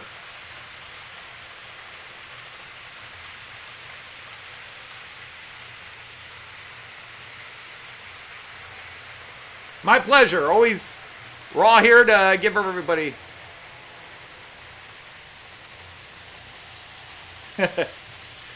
Yeah, so I appreciate that. I am very bad because I get so much mail, and that's not even talking the emails from work and the things like that. I have just been really bad, really this week, getting back to people. I've gotten so many emails, and I had just been frazzled, and I have not been answering. I say I'll do it tomorrow, and then something comes up tomorrow and I don't get to it. It is. It's a meditation, Ian. The thing is, because of how they would conflict, I mean, I would drive you all crazy if I turned all their sounds on, because all my trains have sound. But I'll run 2 or 3 with sounds on. Okay. There was brakes go on. Dude, I hit the wrong button because I'm an idiot.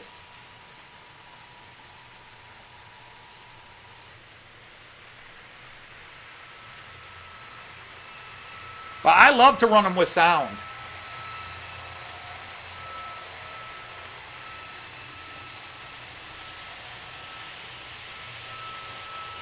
The ICE4's got a really low hum, a little, well, maybe it's a whine. It's not so much a hum as a whine. I just turned the sound on the ICE4.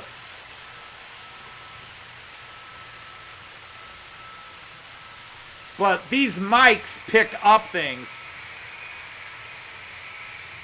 And that's the 147. You just heard that.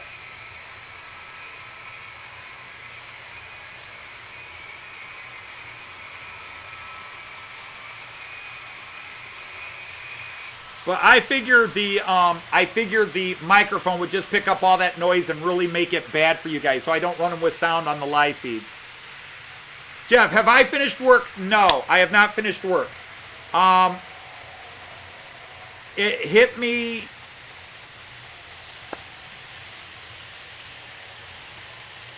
All metal. Every one of my cars is metal wheels. I think a couple of my freight cars might be plastic wheels, but all my passenger cars are metal.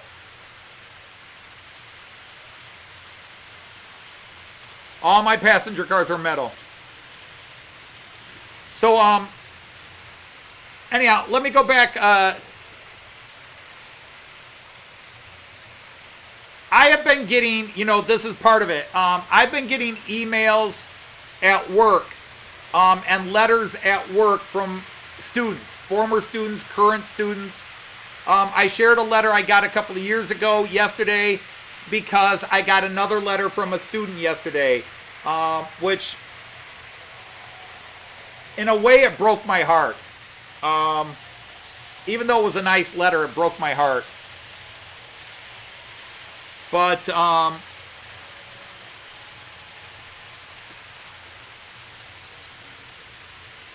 I had a student I had first semester. I had him in my mythology class. I had him in my mythology class from August to Christmas. That's our semester. That's our semester, August to Christmas.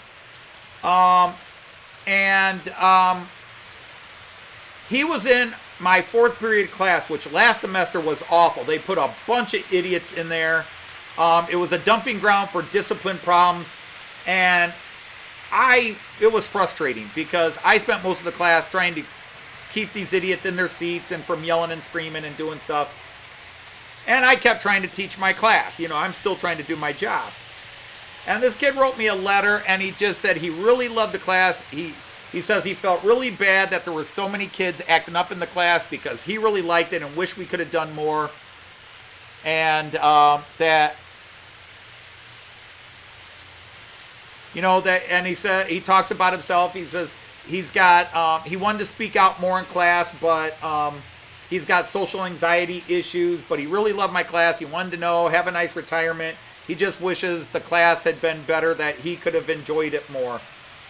And, you know, it's a thank you letter from a student saying that they loved you, but at the same time, it's just, you feel so bad because that was such a bad class. It was probably the worst class I ever taught. In 36 years, it was the worst class I ever had. And I'm so glad it was only a semester. And to Americans, you might understand this, it was most of our football team.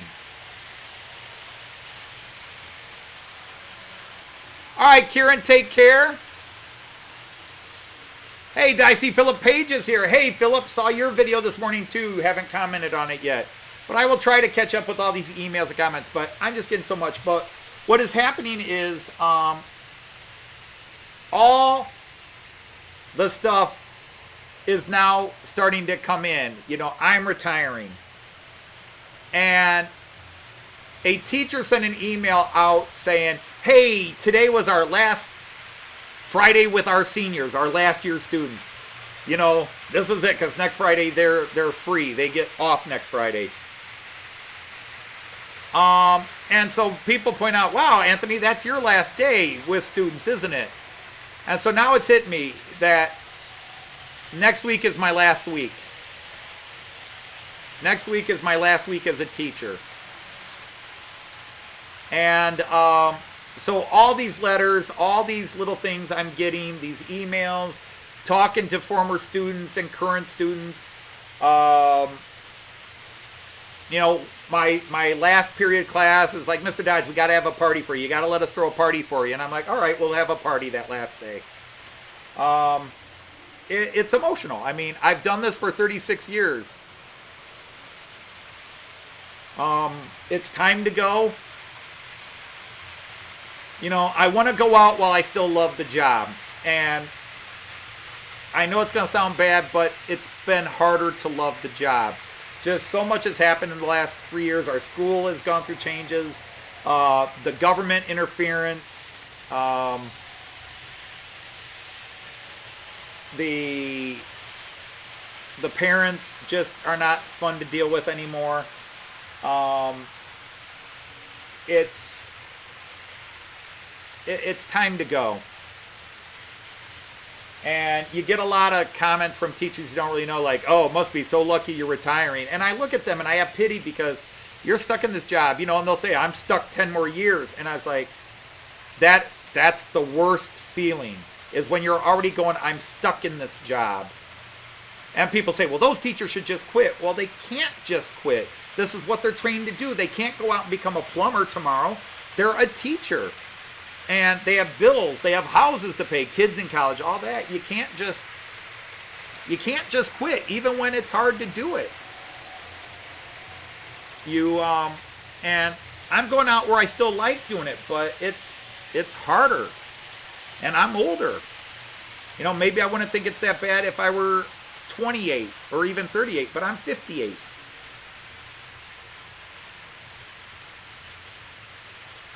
Oh, Artie, I am still in touch with. I probably am friends with 200 former students on, well, about 150 former students on Facebook. I get emails. That's why I said I get emails from my students all the time. It's, former students. I will not friend current students on social media. I will not friend current students on social media because it's a hassle. You put something on Facebook, they take it to their parents, and their parents whine. Our student's teacher should not be putting that on Facebook. Our student's teacher shouldn't be doing that. That's why I don't really like that some students of mine are currently subscribed to my train channel because they watch the Matt Clarke stuff, and the Matt Clarke stuff is not appropriate for younger students. It's not appropriate for mature, grown-up adults. But I've had students say, "Oh, Mr. Dodge, my parents love your Matt Clarke show." And I'm just like, okay.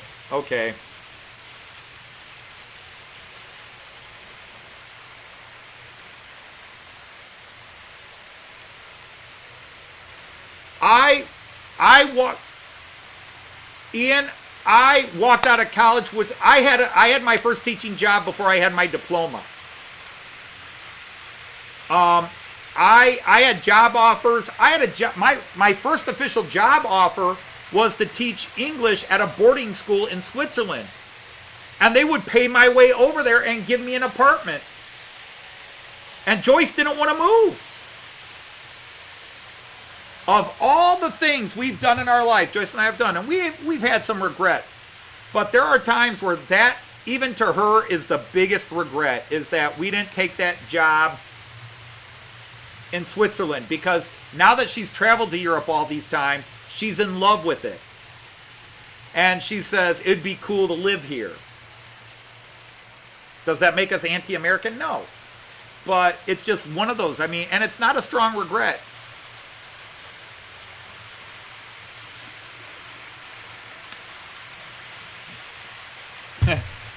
Dankeschön. Dankeschön. Dankeschön, Jeff. Yeah, you've been at the rail for 40 years. Now, I have been working full-time since I was 12 years old. I have been working full-time, so I know we could say, okay, you had this job, but I have been working full-time job since I was 12 years old. I got work as a 12-year-old and worked 30 plus hours a week after school. And I'm not talking mowing lawns or delivering papers. I was a full-time caddy at the Big Country Club in Toledo. And I did odd handyman helper repair jobs. I'd help companies paint houses. My mom or dad would have a connection. And I paid my way through a private high school. And then when I left West Point, I paid my way through a public college because I didn't want to go through the hassles of getting scholarships again.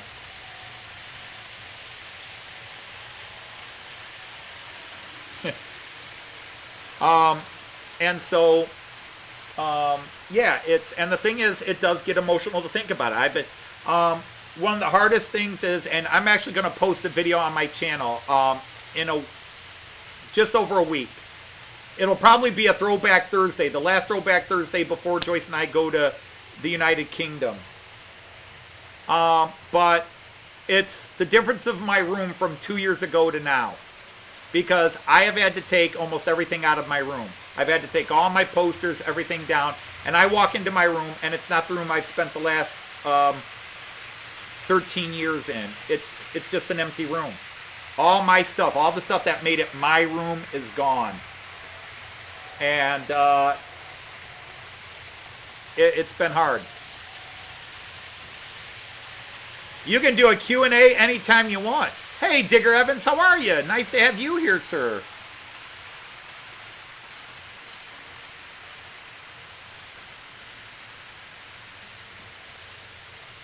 Did I see a Jerry is here? Hey, Jerry, how are you?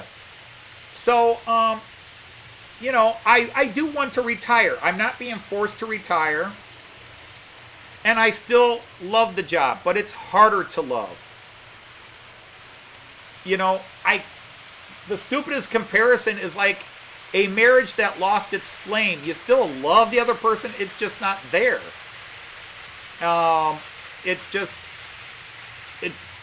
We've separated too far. And I've loved this job for 36 years, but I'm ready to go.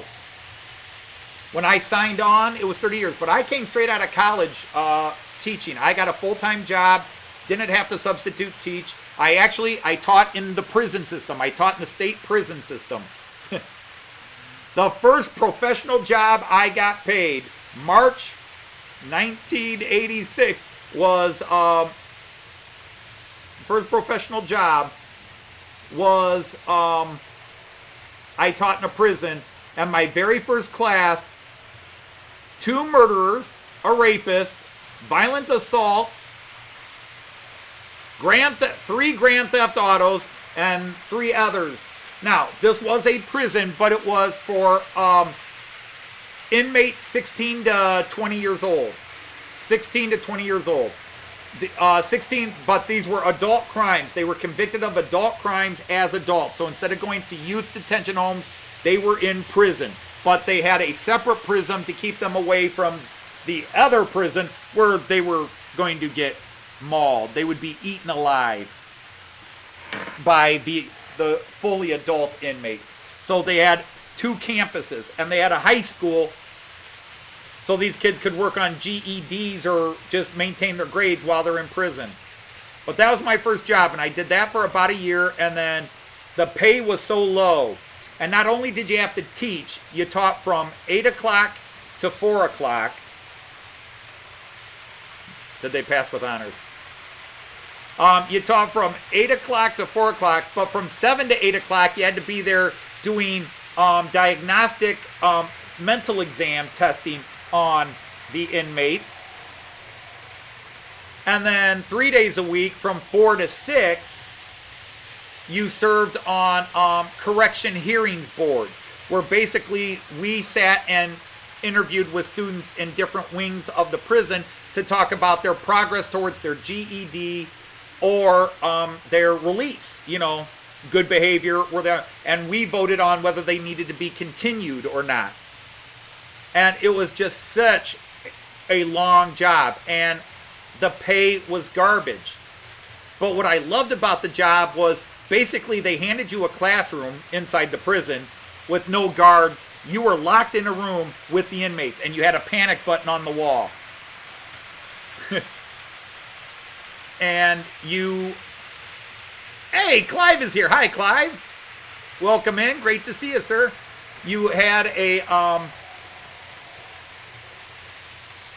panic button in the wall, and the guards were like 150 feet at a guard center, drinking coffee, eating donuts, all that jazz. So even if your students went nuts, which did not happen to me, I had one student I had an interaction with, which was one of the reasons I finally quit. But the guy who taught math in the room next to mine, his inmates rioted and assaulted him and put him in the hospital. And he got written up for instigating it. And by instigating it, he was wearing a keychain around his neck, a lanyard, and he had his keys, and 2 new inmates thought those were keys to the doors to get out, so they jumped him and beat him up, and they grabbed the keys and they ran out and realized that the key only unlocked the door. They thought they had the keys to his house, the keys to his car. They were going to get out. All it did was unlock the classroom door into the main hallway to the guards. But they beat the crap out of him to get the keys. And then he got written up because having the keys there were a temptation. Yes, I used the panic button once. And I got written up for excessive use of force. I had an inmate named Ephraim Miller. Ephraim Miller was sentenced to prison after his 7th conviction of violent assault in the Columbus City School District. Violent assault on other students or teachers. So finally he got sent to prison. He finally assaulted somebody so bad, he got bound over, tried as an adult, and sent to adult prison. Of course, again, separated from the adults.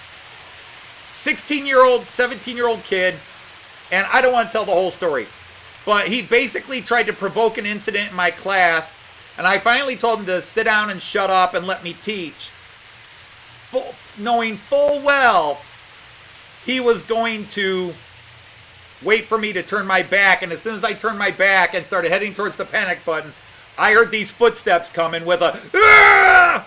And I turned around and I beat the shit out of the kid. Now I was 6'4", 225 pounds, and in very good shape, 22 years old. This kid was like 5'8" and 110 pounds, 130. He came at me and I knocked him on his ass. And he got up and I put a knee in his balls and slammed him to the floor, put my knee in his back, pinned him down, slammed on the panic button, and the guards came in and I got written up for excessive use of force. And that was sort of like when I started saying, you know what, the money they're paying me for this isn't worth it. Because anything you do that provokes those kids is your fault. Even though they are violent criminals, anything you do, like for example, Bob is sitting in the room and you're looking at something he's writing and you pat him on the back and go Bob, nice job, Bob, and pat him on the back. He hauls off and decks you, it's your fault.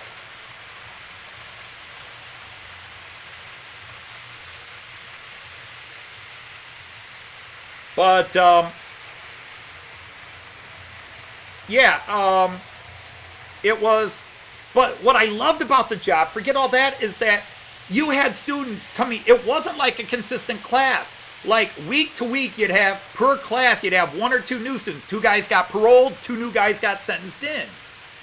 So you were never, so you just started teaching lesson, and these guys are coming in halfway through a lesson, because the lesson's going to take 2 weeks, 3 weeks, whatever. We're reading this novel. And you had a lot of rules, like the kids were not allowed to have pens and pencils, except when you passed them out during writing time, and then you had to collect them and make sure you had them all, and make sure they didn't take stuff, because these guys can make weapons out of anything. So you collect all that, you pass it out, but you were allowed to design your lesson plans. As a young teacher who thought the old way of teaching was kind of off, for a year, I was just designing and experimenting with what works. You know, I'm trying to interest some murderers and the kids that are bombing, and I'm trying to get them to want to learn my lesson.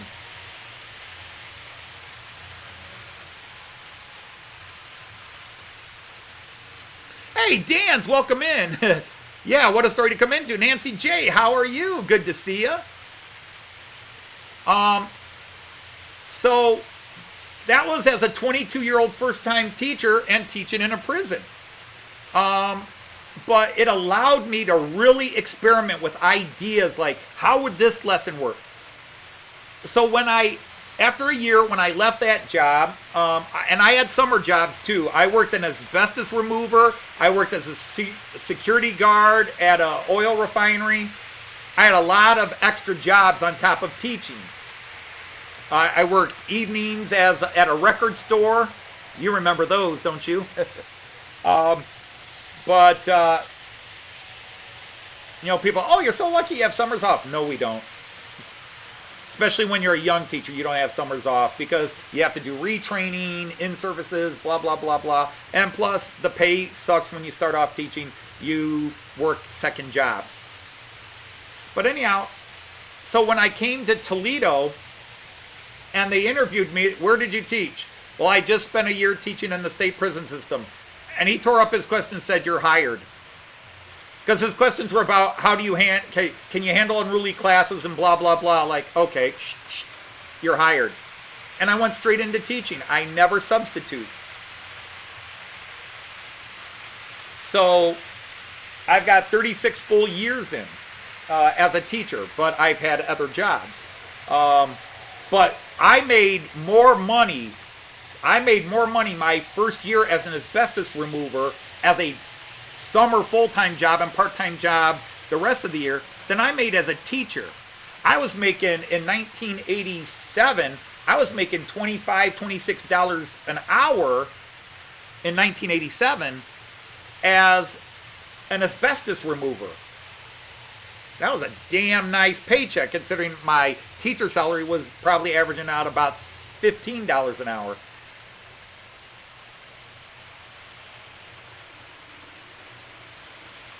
Oh, Nancy, I'm just talking about as a teacher and a job, have I beat somebody up?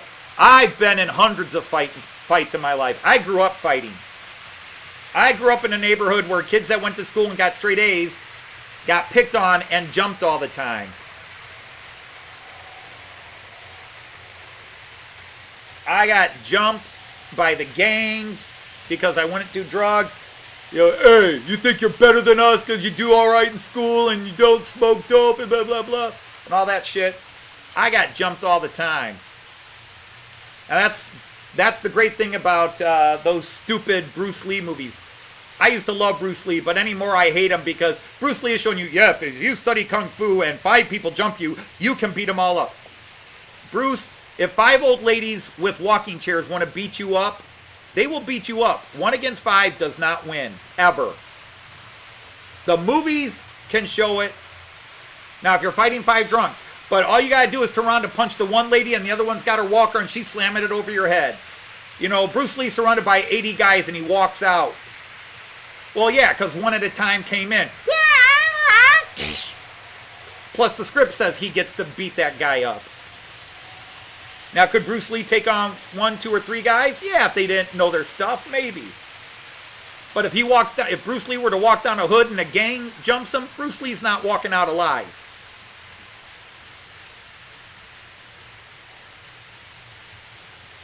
I think, you know, most kids, the funny thing is, most kids feel bullied. Think about it. You had 1 or 2 bullies,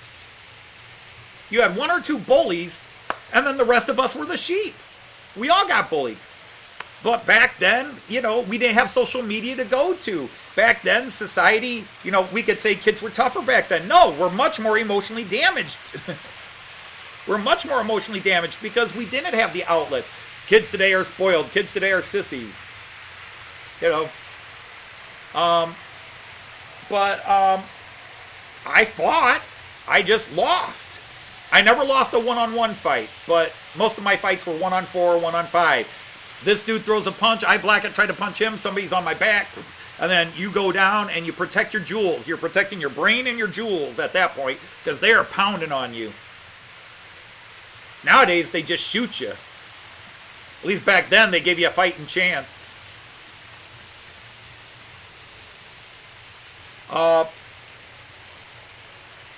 But, you know, but I did get my days. You know, I remember my uncle pulled me aside after I got pretty bruised up and badly whooped. My uncle pulled me aside and says, do you know how to fight? I says, yeah, I know how to fight. He says, no, you don't know how to fight. I know how to box, I know how to wrestle, no, you don't know how to fight. Let me explain this to you. So my Uncle Dale took me aside and he says, Anthony, you need to understand this. When you go into a fight, that other guy's not there to dance with you. You do what you got to do to win. And he says, I want to tell you this right now. Even if you're surrounded by 5, 8 guys, you're only going to get 1 punch. And yeah, you may lose that fight, but here's what you do. That first guy, you make sure your 1 punch does damage. Break the fucker's nose. And so I spent 16, 17 breaking a lot of noses. And I got the crap pounded out of me for that. Even when I was bigger than a lot of these guys, and I was, by 17, I was 6'3". I was in good shape. I had caddied, I worked. But it didn't matter. These dudes jumped at you from all over the place. And, but I started breaking noses. I would just shatter noses and then cover up. And there finally came a day where like 6 guys stopped me coming home from a walk. And by this time I'd broken all their noses. They're all like, hey, dodge if I, you know, all that crap. They're yelling at you, all this horrible negative stuff. And all the insults they can hurl at you. And I'm just like, yeah, what do you want? And they start talking trash to me. And I'm like, fine. Who wants their nose broken first? I'm just standing there. I'm bigger than all these guys. I'm like, who wants their nose broken first? Come on, who wants it? And they all just stood at me. And you could see them with the eyes. You first. They go, And I'm standing there going, are we going to do this or what? Are we going to do this? Come on, let's do this. If we're going to do this, let's do this. And then they just said, we'll get you next time. We're too busy. And that was the last time I got gang jumped. Except I wasn't jumped. Hey, Heath, how are you? But if you guys know the American Christmas movie, A Christmas Story, the little boy Ralphie, okay? The little boy Ralphie, he's getting picked on and beat up by Scott Farkas. He's always getting picked on by the bully Scott Farkas. Now, I had a dude that harassed me for years. He was 5 years older than me. Understand this. He was 5 years older than me, but I passed him in junior high in school. I passed him.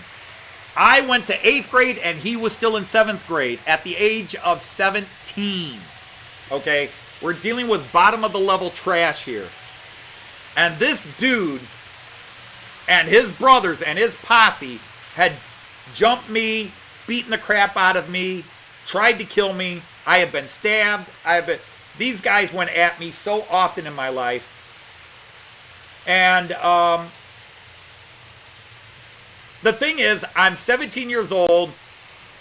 I'm walking to a grocery store because my sister borrowed my car. So I'm walking up to the grocery store to buy some food for me because I'm taking care of myself.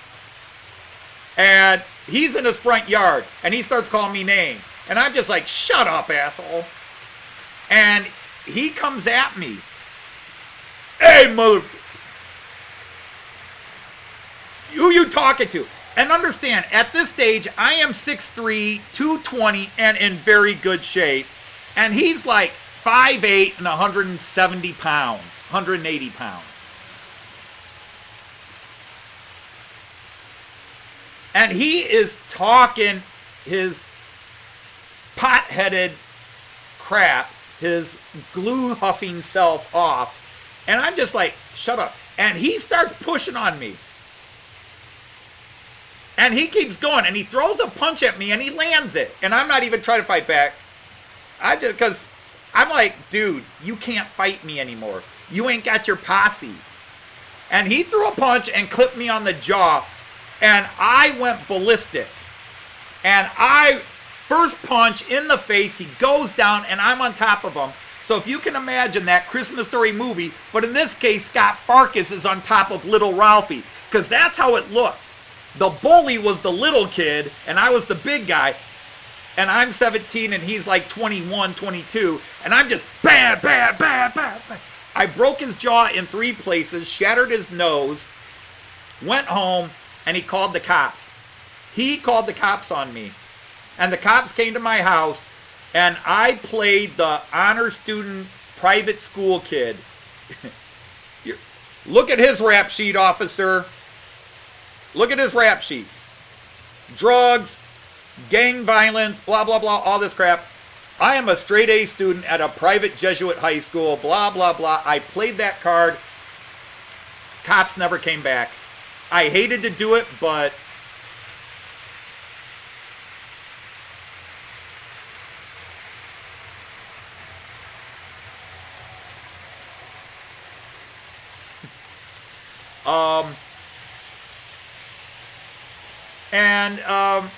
yeah, I carry those scars physically and mentally.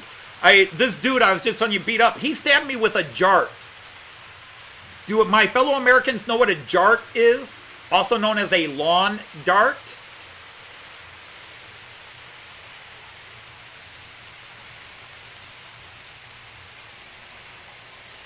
Yeah, you could call it that.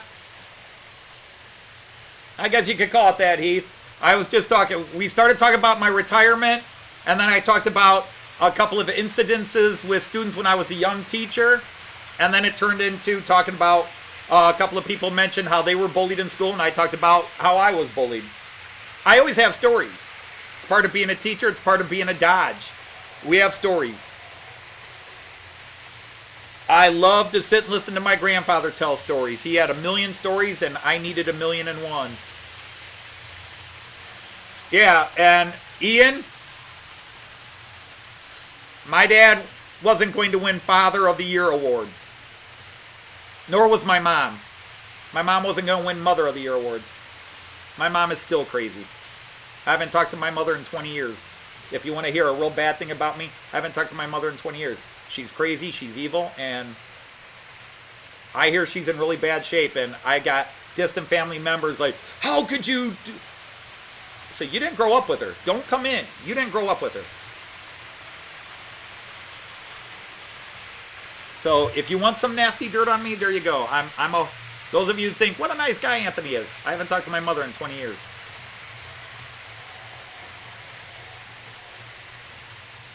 And I won't talk to her. She had her chance 20 years ago.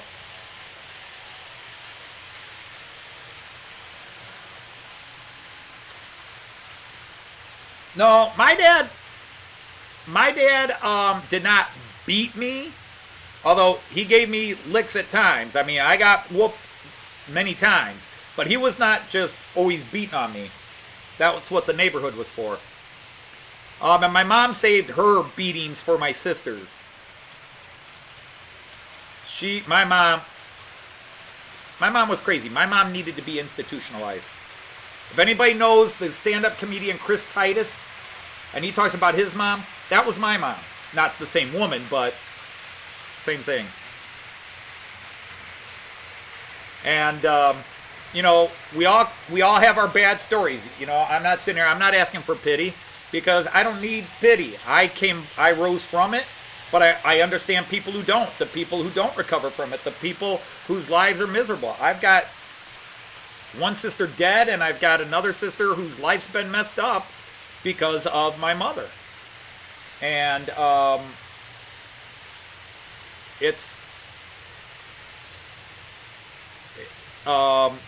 so I understand. Maybe that's why I relate to my students. I can relate to what some of them go home to. But it's been you know, I've got an amazing wife. I am so proud of my 3 kids. And they weren't perfect children, but God, it would have been awful if they were perfect. But they were awesome kids. And if they made mistakes, it's probably because I didn't show them the right way myself. We weren't, you know, but my kids are great kids. They love and respect humanity. They treat people with respect and kindness.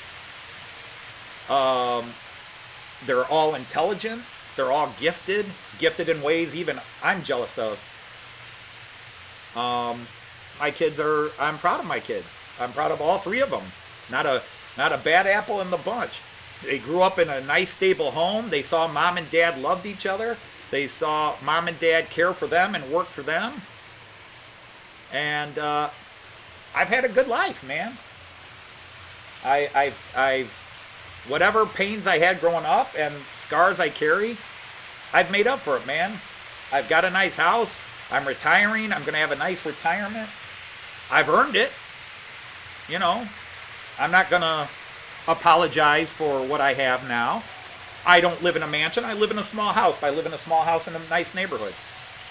I have a nice set of trains and a layout.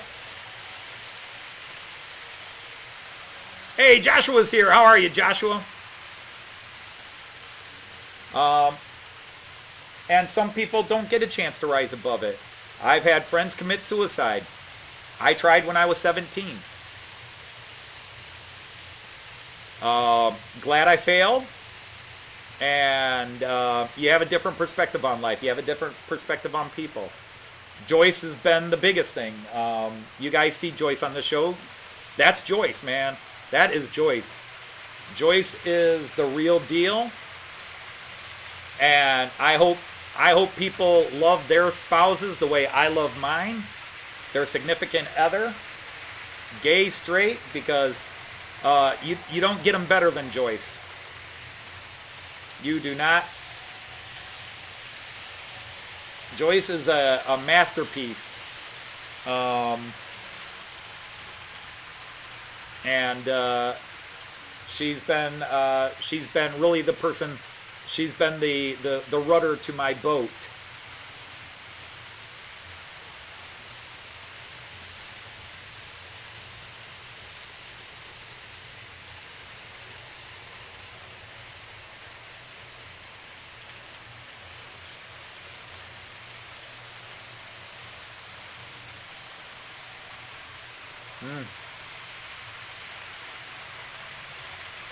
Yeah, Artie, that's a situation. So I'm sorry, guys, if I talked negative or blue there. I'm sorry.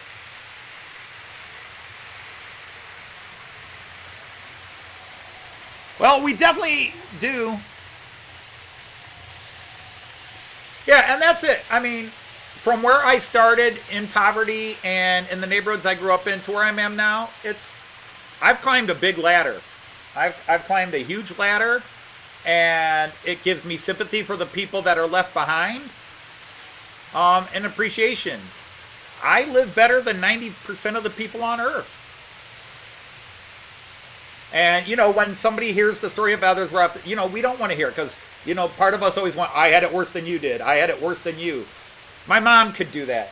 My mom would talk to somebody who's dying of cancer. My mom would talk about something that was bothering her and how terrible it was. I was like, Mom, that person's dying of cancer. You're not really being competitive with them, are you?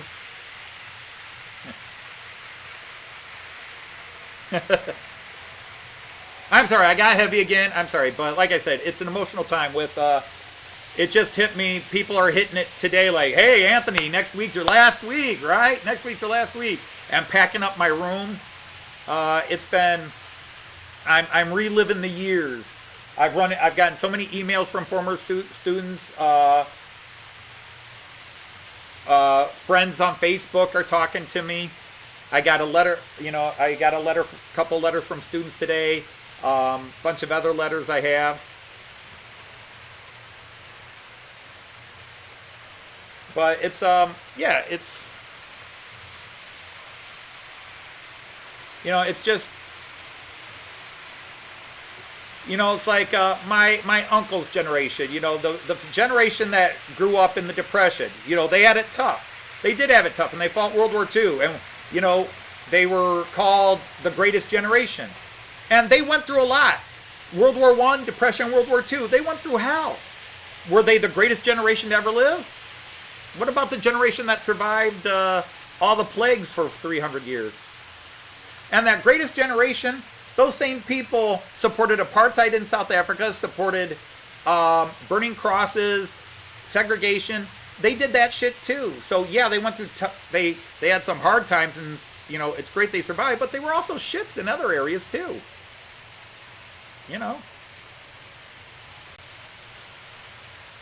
Hey, how are you? It's good to see you. Bonjour. Bonjour, mes amis. Bonjour, Pierre.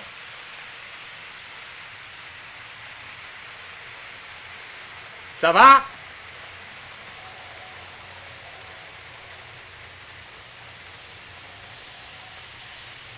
All right, Nancy, take care. It was nice to hear you. I'm sorry to hear that, Nancy. Hopefully something will switch up. No, I always rant. It's just sometimes it's a positive rant, sometimes it's a negative rant, sometimes it's it's what I do. People tune in and listen to me.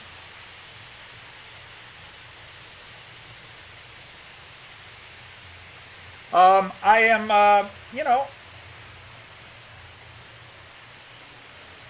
I wish I could help everybody that needs help. And, ça va bien.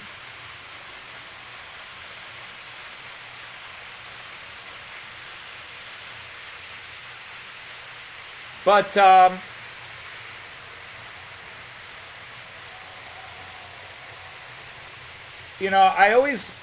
I remember when I read Diary of Anne Frank.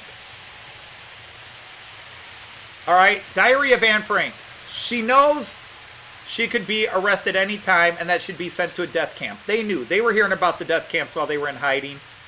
They were living miserably. Were they living as badly as the people in the death camps? No, but they eventually got caught and sent to the death camps.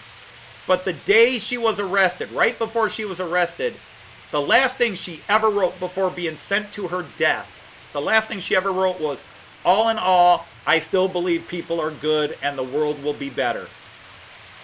And my attitude has always been, if a girl, a 14-year-old girl going through the worst hell in the world at that time could write, all in all, I still think people are good and the world can be a better place, I'm not going to let it beat me. The world is a good place. Turn off the news. Turn off Fox News. Turn off those people that play the, they're out to get you, they're coming to get you, they're coming to get you for 10 days. 99% of the people on the planet Earth today hugged their children, loved somebody, and did nothing wrong. They lived their lives and they did what you did. They went to work, they did their job, they tried to survive, whatever you want to call it. Enjoy it. Because it's probably the only one you got.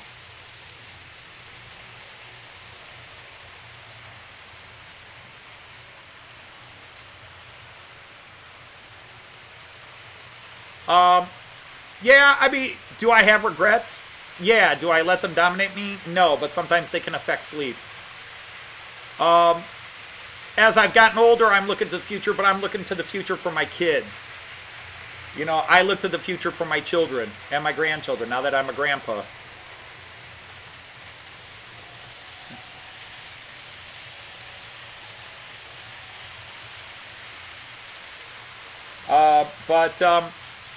You know, obviously, you know, I try to, you know, I run trains and let people watch it. If you want to watch, you can watch it. Not, you can go somewhere else on YouTube.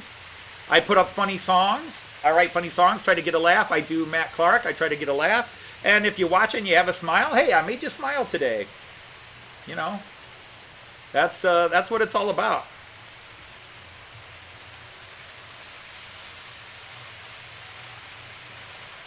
Yeah, I don't know. We always talk about people get what they deserve or don't get what they deserve. Plenty of people don't get what they deserve, good and bad. There's some people right now that deserve a meteorite to crash them into the head, and they're walking around enjoying the highest level of life.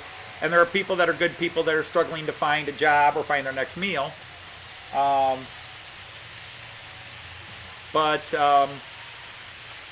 gotta know you, and you gotta know what's gonna make you happy. And me, happy was what I wound up doing.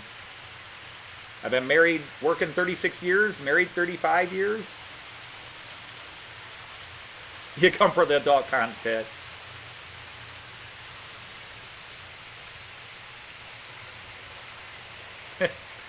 What's that mean? It's up to you. I have had relatives who hold up their cat and go, here's Uncle Anthony. And I'm like, I am not that cat's uncle. I have 2 cats. I've had dogs, and people go, oh, you're a cat parent. No, I am not the parent of that cat. I'm its owner. I'm its owner. I am not a doggy dad. I'm a dog owner.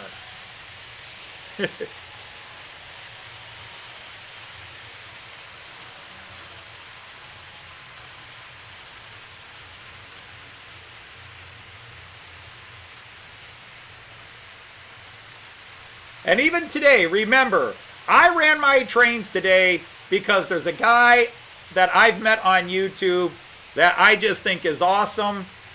And he gives me grief about it all the time. And I thought, what the hell, I'll do it. And I ran all my trains backwards.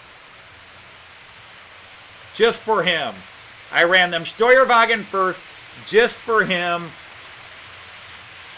And next week when I run them the way I prefer to run them, what will he do? He'll say, you're running them backwards.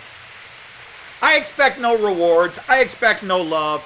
But for Jean Ricard, I ran my train Steuerwagen first today. All 4 of my trains that go Steuerwagen first, I ran them. This was specifically for you because I love you, man. You're an awesome guy.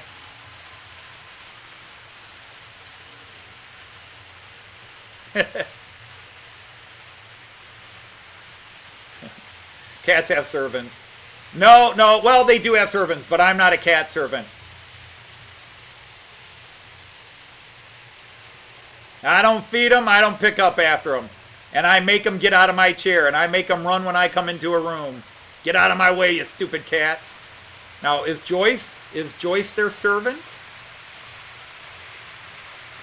You tell her that. You can tell her that from the internet, but come up to her face and tell her, oh, it did it again. Ah, well. You know what? That's probably... Yeah, it's well after 6 o'clock. Without Joyce here telling me, honey, it's after 6. That's nature's way of saying, yeah, that's stupid. Yep. See, that's what happens when I run them cab first. That one cab on that red Regio up here. Well, yeah, you can see it in that bottom corner picture there. It derails when it's being pushed. It going up that hill, coming around that corner. It is derailed and it shorted out the system. But it's 6:15. I probably need to go.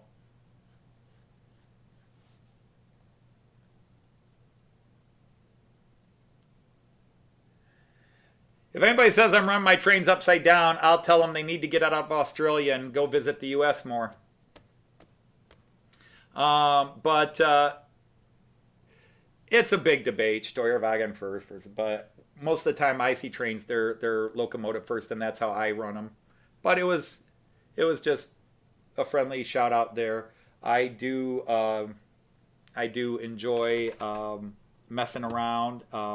Like Artie says, like friends in Liverpool say, you know, the people that are best at cutting up, you know, you go to Liverpool, you got to be able to dish it out, and you got to be able to take it. You grow up in certain areas, you got to be able to dish it out, you got to be able to take it. And I will take it and I'll dish it out.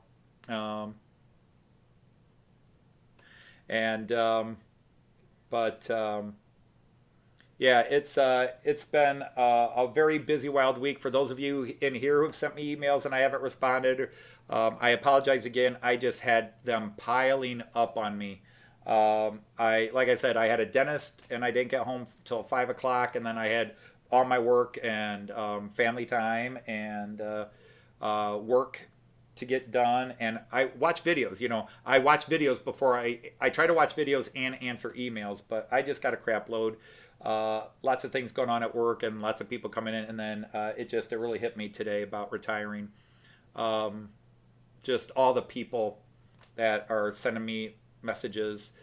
There's not going to be a party at work. I don't even want a party at work. To be honest, the people who would throw my department might try to do something behind my back, which is fine. But like the whole staff, the principal, because usually the principal's one, let's throw a party for so-and-so's retirement. I can't stand my principal. And the last thing I want her to do is tell me happy retirement. I just want to be able to, on my last day, go, I'm out. I'm sorry, was that unprofessional? But yeah, it is next week's going to be wilder. Next Friday it's going to be weird because next Friday is my last full teaching day. I have to do a part day on Monday, which is an exam day. And then it's the only exam I'm given. I've already told all my other classes, nope, we're done with exams. I'm not giving any more exams. You're all, I'm just gonna pass you, or you know, your exam grade is just gonna be your semester average. So it will not help your grade. It will not hurt your grade. But yeah, it's gonna be wild. And then the following week, which is exam week, I'm just finishing packing up my room, and then I'm off to the UK.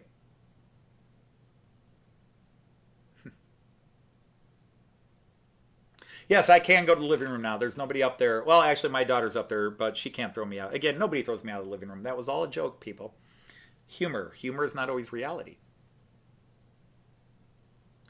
But Joyce is actually across the street at the school where she works. Yeah, I don't know what time she'll be home. I don't know if I heard my phone ping once. So yeah, the message from Joyce. So I'm off the hook at 6:30. Want to order something. That means, honey, pick what to eat and have it ready when I get home. Too late. I didn't read that till just now. And it's 6:20, and I've already stayed on too long. But I love chatting with you people. I can't believe there's still 18 of you here listening to me babble, and some of you have been here the whole time. So anyhow, with that said, it's going to be weird, and Dale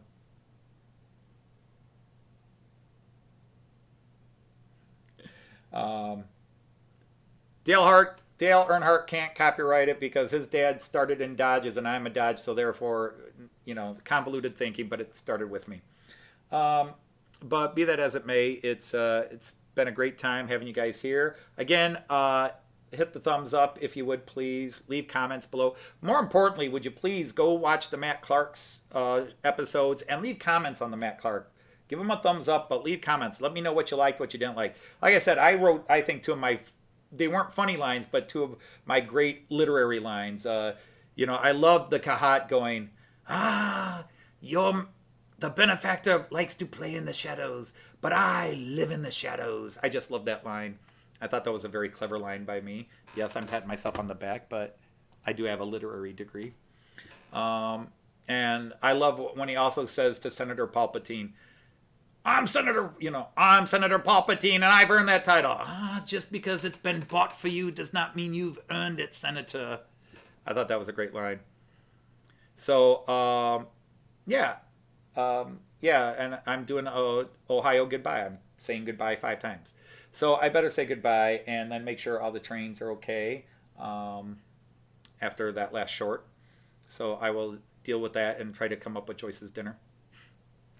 So thank you. Hope I didn't bum anybody out talking about the negative stuff in life, but there it is. So I will say to you all, Auf Wiedersehen, tschüss, and happy trains. Take care, everybody. Click. And end. Yes. End. Bada bing, bada boom.